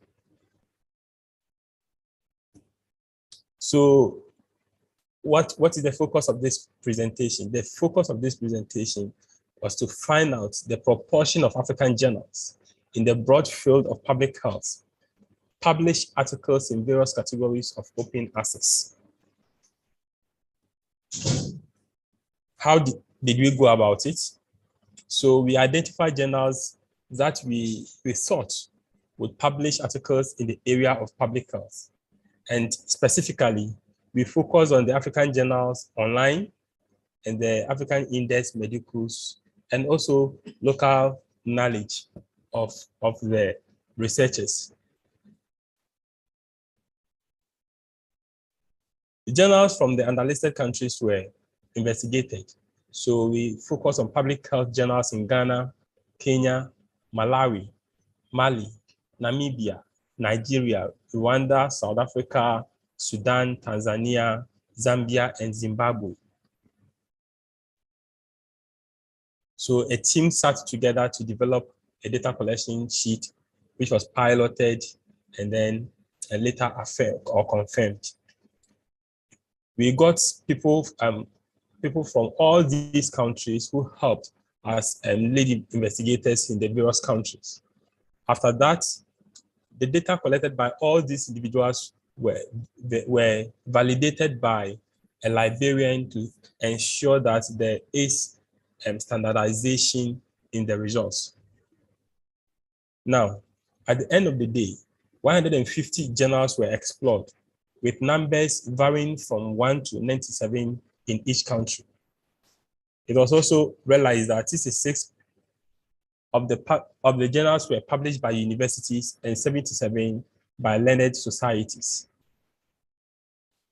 82 of the journals published twice a year or annually, so a significant number of them were publishing biannually or annually. Now, it also came to light that 95 of the 150 journals were open access and available for free download. However, it was found that among these 95 journals, only 49 used the Creative Commons license, categorically stated that they were using the Creative Commons license. And only 16 of them were indexed in PubMed.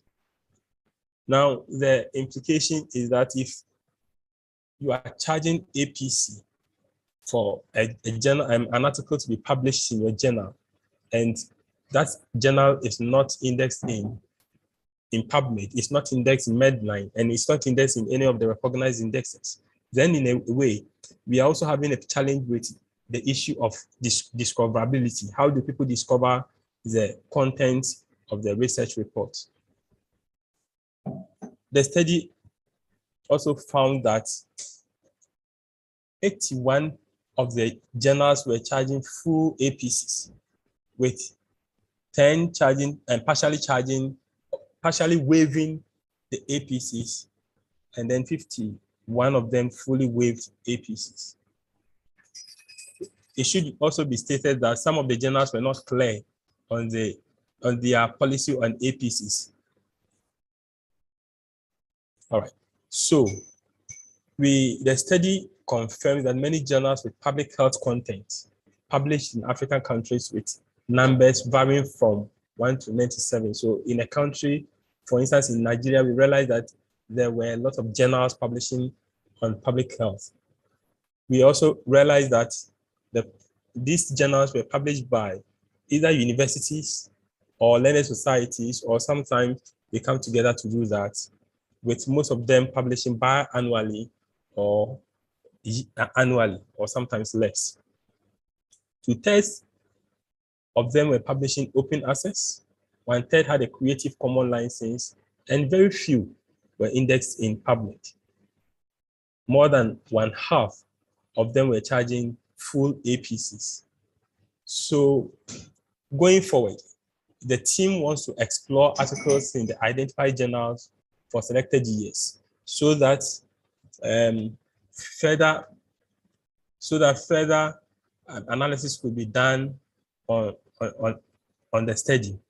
So the team wants to select public health articles, record the access type, record the corresponding author information to see whether indeed they are coming from the global south or from other parts of the globe, the number of authors and their country.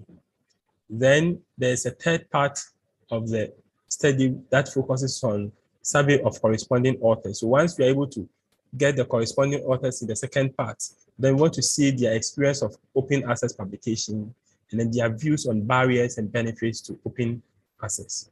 From there, we'll make recommendations for the institution of policies and infrastructure to support open access publication in the general area of public health. Thank you so much.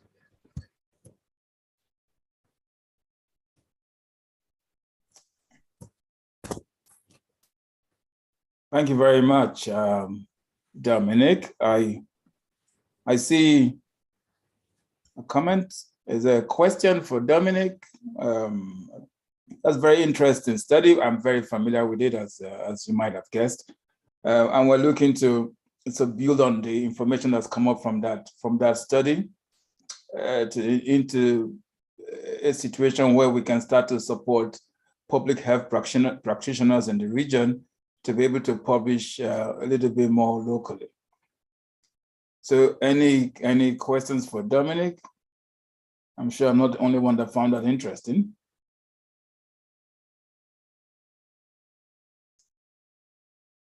Well, if they're not, the next presentation is from Ivan Nsimbi. It's Ivan, are you?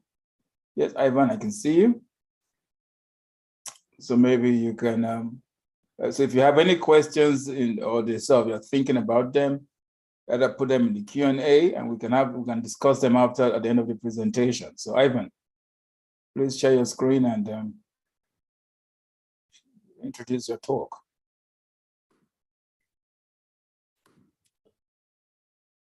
Okay, good afternoon, everyone.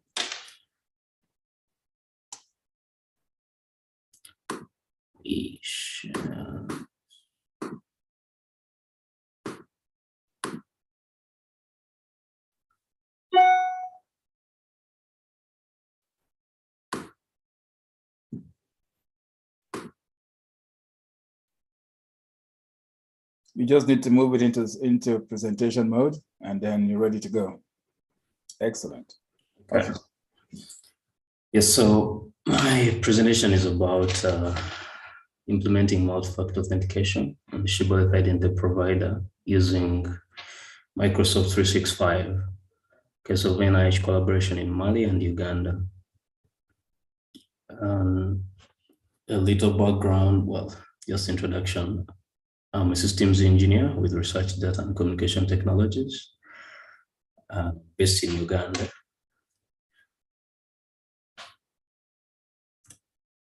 So a little bit of background. The two biomedical research and service delivery organizations, one in Uganda and another in Mali.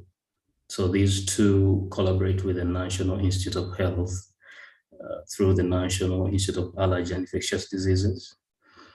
And these two organizations were branded, due to this collaboration between the NIH, they were branded the International Centers of Excellence in Research back in 2002. So I'm introducing these because this is where we implemented this solution of MFA and shibboleth IDP using Azure AD as the directory service.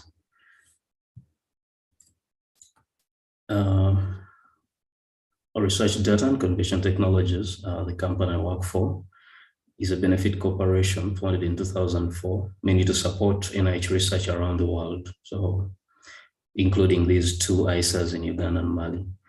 RDCT designs, builds and operates research infrastructure at academic and government research sites. So, and also RDCT donates resources to the development of identity and collaboration software tools. So you can check out our website. Multi-factor authentication. It's an electronic authentication method in which a user is granted access to an application only when they present two or more pieces of evidence. So these two or more pieces of evidence, or the call factors, can be something the user only knows, for example, their password, and something the user has, like an MFA token device, a hardware device, or their authenticator application. So when you combine those two or more factors, then you say you've authenticated using multi-factor authentication. And an MFA profile specifies which requirements an authentication event must meet in order to communicate usage of MFA. So using MFA isn't enough, but also communicating it to entities through that MFA profile is significant. And one of the examples, as we'll see, is a Rephrase Mfa Profile, which is described in detail on the link in the slides. So why Rephrase Mfa Profile? So this is a convention for defining the basic criteria needed to claim that an entity has applied MFA.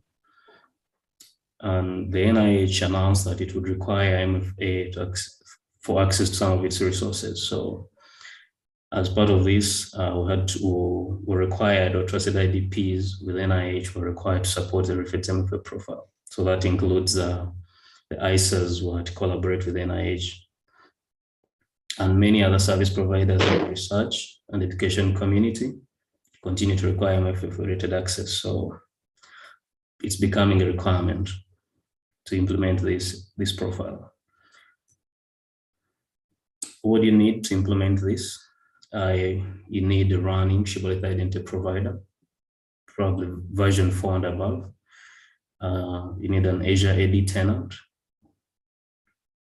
where MFA is enforced for all users. And in our case, we're running these identity providers in AWS. So if you want to implement this solution, you need those. Just run through the steps we went through or in order to implement this. So we deployed our IDP in AWS, and we configured trust between Azure AD and the shibboleth IDP, and also configure the proxy behavior between Azure AD with proxy behavior for the shibboleth IDP. I'll elaborate on step 1. So you could already be having a running shibboleth IDP and it's version 4 and above. So, but in case you don't have, you can deploy an IDP and using Cloudformation. That's what we used in AWS.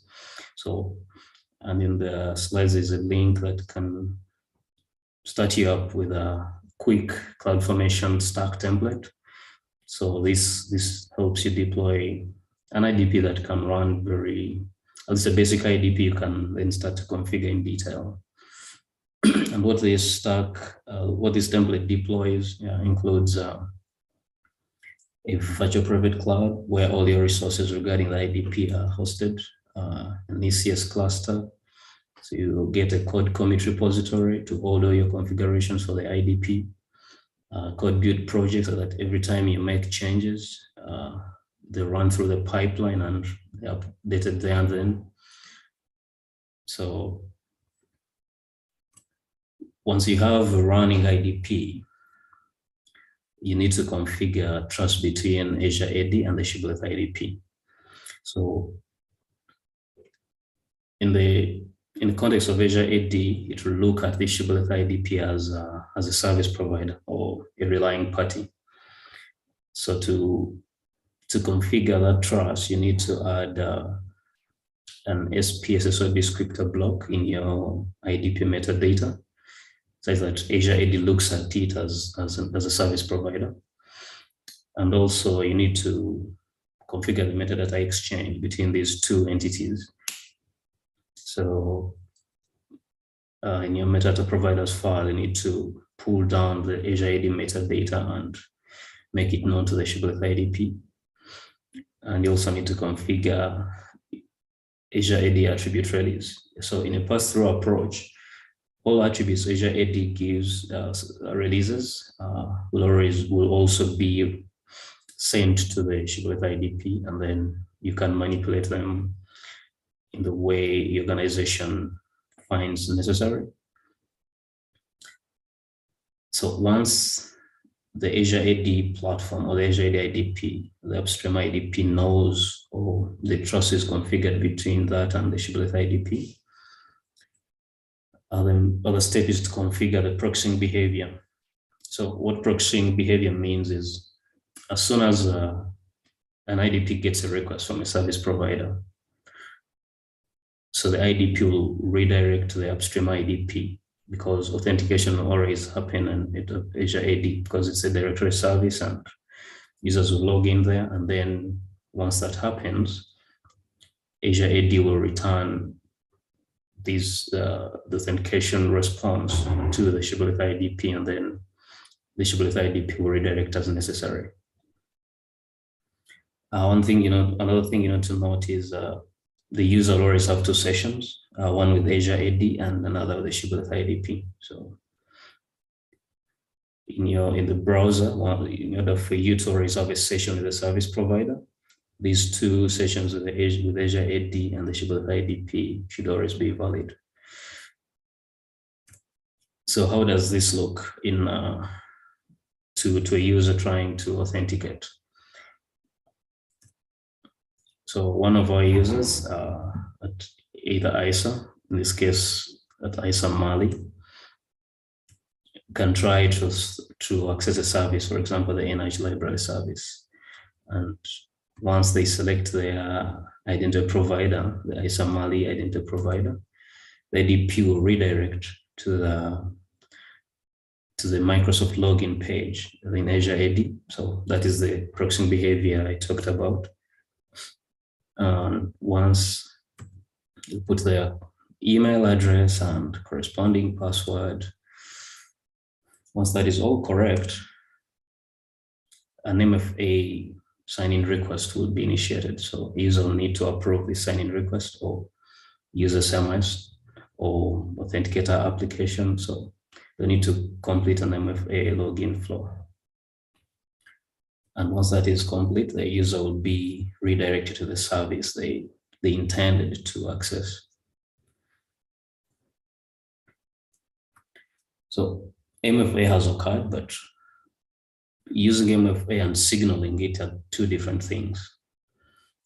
An authentication context class is used to convey to service provider additional information to determine the level of confidence to an authentication request. So even though MFA has happened, but an SP needs to know which authentication context was used. So the first diagram on the top shows a service provider requesting for MFA, and this is an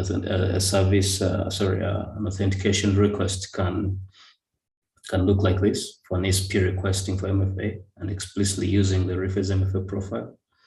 So the IDP can respond with a response that it can handle, or it can signal that MFA profile, or respond with a failure. And if it can't handle that, then there'll be no authentication context in its response.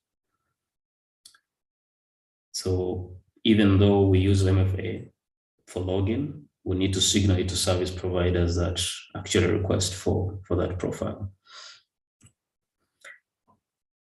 How do you handle this signaling?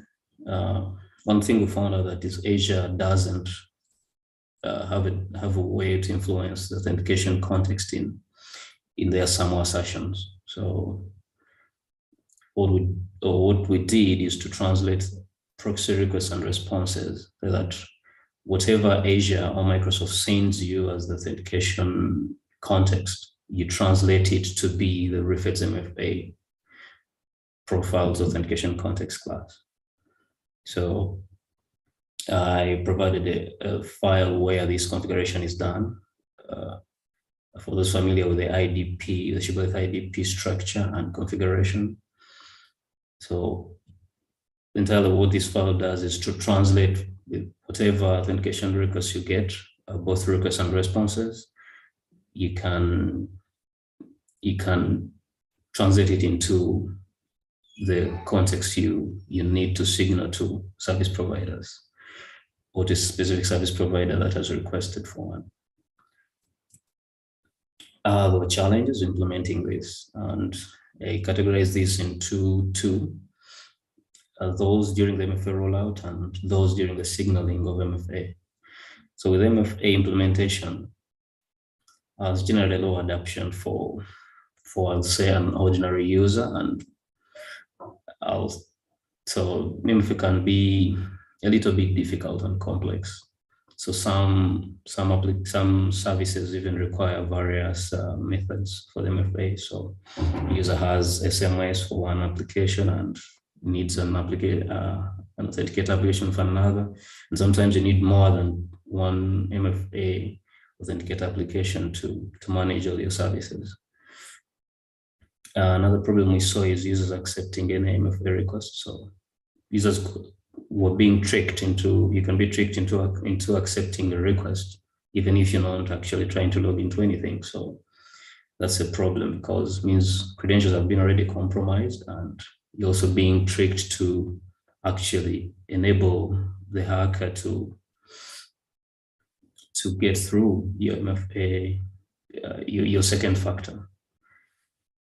With signaling of MFA, as I described above, some technologies don't have a way to influence the behavior of authentication context. So we had to work around that by translating the proxy requests and responses, and also various service providers in the research world request for different authentication contexts. So you need to configure your IDP to handle multiple authentication context requests.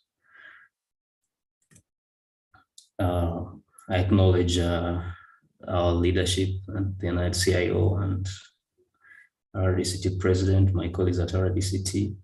On a special note, I also want to publicly acknowledge the CEO of Senate Identity, Nate Klingenstein, we used the SAML test ID for testing out all this, and Chris Phillips for helping document the shibboleth IDP and Azure ID integration, and also Keith Wiesel for introducing us to the AWS reference implementation. Thank you. Thank you very much, Ivan. This is a very interesting presentation. I know it's a bit technical for some, but I'm so pleased that we're starting to talk about multi-factor authentication, because there is a whole lot of talk in research networks in Africa about federated identity, and then this lower level identity management and this sort of issues are not discussed often enough. But I remember a workshop we had at the Ubuntu Net Alliance last year, where we had some of the colleagues from NIH talking about access to NIH resources, which, by the way, a lot of people in the medical and biomedical field in Africa sort of connect to, and that the requirement was going to be different levels of assurance, in the sense that certain resources would not be accessible with just merely authenticating. You'd have to have a higher level of assurance. Does this MFA, does this multi-factor authentication sort of provide for that? I have no particular resource in mind. I just want to understand where the direction is. Yes, my colleague Kyle, I think, presented about the assurance level.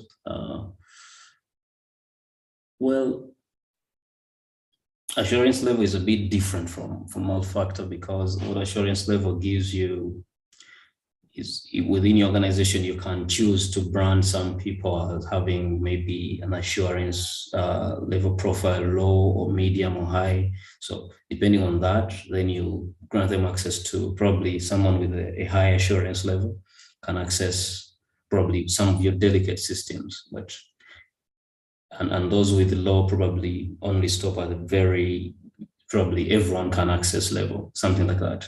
But MFA just adds an extra layer of security to all forms of authentication. So whether you have a low assurance level or medium assurance level, high. So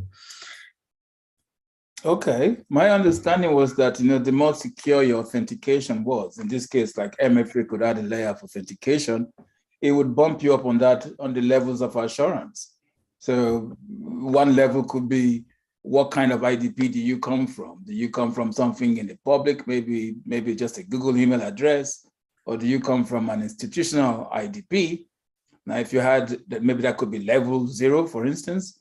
But if you had your authentication was even more secure, like you had used multi-factor authentication and related back to the service provider, that could bump you up one level to another level of assurance.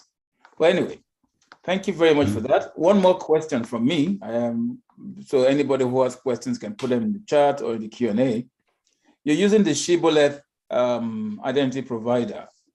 Is that the only IDP infrastructure that works? I'm asking because, in WACREN, we use both, but in WACREN, we have a platform that is based on simple SAML PHP.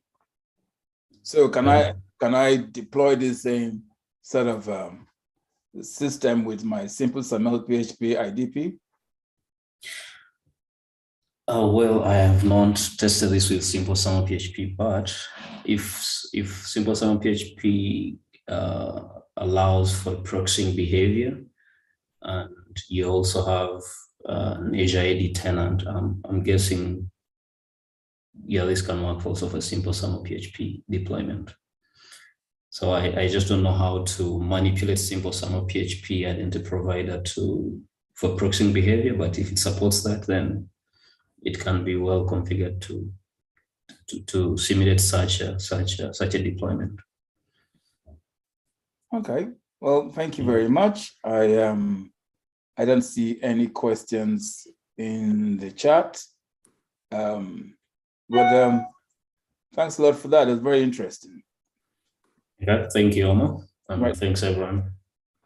Well, before we move on, I have a question for Dominic, and this came from Cecile Coulibaly. It's in French, so I'll interpret. She says, do you have data on predatory journals? That she believes your study could also reduce the risk of publishing in predatory journals in the field of public health. And thanks you for the interesting study. Dominic?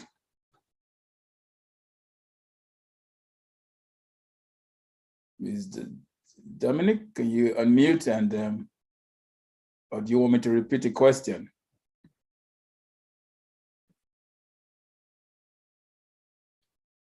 It doesn't look like Dominic is still there. All right. So Cecile, I will answer. I don't have that much detail, but I know in trying to identify the journals we wish to sort of get this data from, there are quite a few predatory journals that were identified and isolated. So maybe what I will do is I will get Dominic to respond to you via email and let you know exactly what the situation is. But ladies and gentlemen, it is 1 minute to the hour. We have managed to sort of spend the time, and I thank you all presenters, in this session and the sessions before who have managed to join us today with WACREN Reloaded. I hope you have a very good afternoon and stay in touch with progress of WACREN in this open science area. There'll be plenty of activity this year. The pilots we have, for the shared REN repositories is underway. By the end of the year, we will have the first 3 countries, Burkina Faso, Cote d'Ivoire, and Nigeria operational according to our current timeline. We're interested in anybody who wants to add value to that in any shape or form. So please contact us. It's either contact us directly at WACREN or through lipsense@ren.africa. So thank you very much. Efa, you want to take this off and close it now? All right. Thank you very much, Omo, for moderating. Thank you very much, everyone, for coming. We hope to see you at WACREN 2023. Have a great day.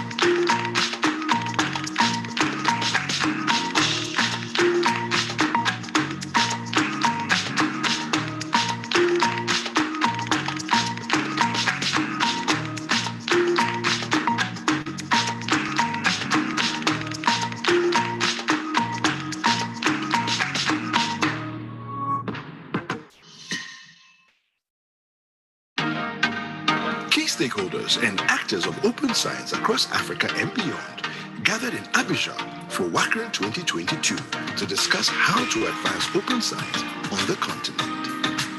Day 1, the education and science fraternity in Cote d'Ivoire met to set the stage for the development of a consensual roadmap for open science policy for the country. Day 2, WACREN met other partners to discuss the way forward for the implementation of the Africa Connect 3 and Africa Digital Campus projects. Day 3, LipSense converged regional open science actors to discuss and prepare the grounds for regional open science policy in line with the UNESCO recommendations. Concurrently, WACREN collaborated with the Digital Science and Technology Network, DSTN, to hold a regional workshop on high-performance computing for higher education institutions and research and education network stakeholders. Day 4, conference opened. The occasion was graced with the presence and participation of European Commission officials, project partners, DSTN, CAMES, CRUFA OC, Committee of Vice Chancellors of Nigerian Universities, Association of West Africa Universities, UNESCO, Africa Center of Excellence, among others.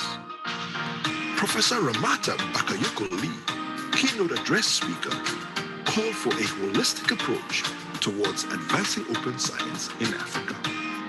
Now, get ready to join us online to be enlightened with insightful paper presentations, panel discussions, and case studies on open science infrastructure and capacity building. The date is Tuesday, 24th of May, 2022. Time, 9 a.m. It's going to be on Zoom and YouTube. Save the date. For more than 10 years now, WACREN has supported the advancement of research and education in West and Central Africa. We serve our community with three key areas: connectivity, advanced digital services, and developing human capital. Through affordable, high-speed connectivity, researchers, staff, and students can collaborate with their colleagues within the region and beyond.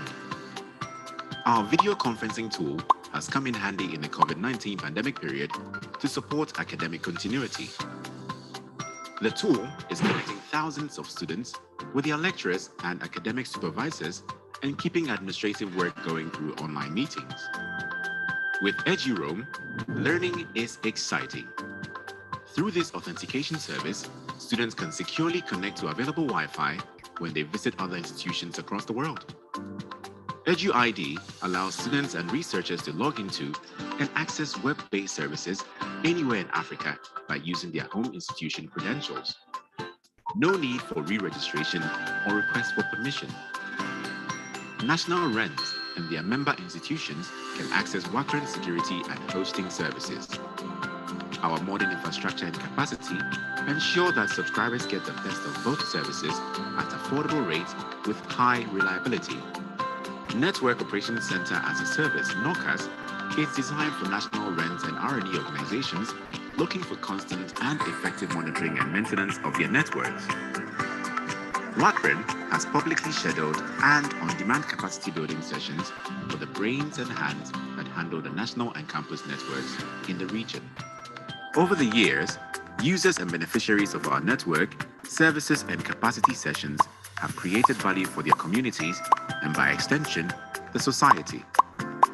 WACREN has been able to serve its community thanks to the European Union's support under the Africa Connect Phase project. The journey of unearthing potentials and creating opportunity for real socio-economic value continues.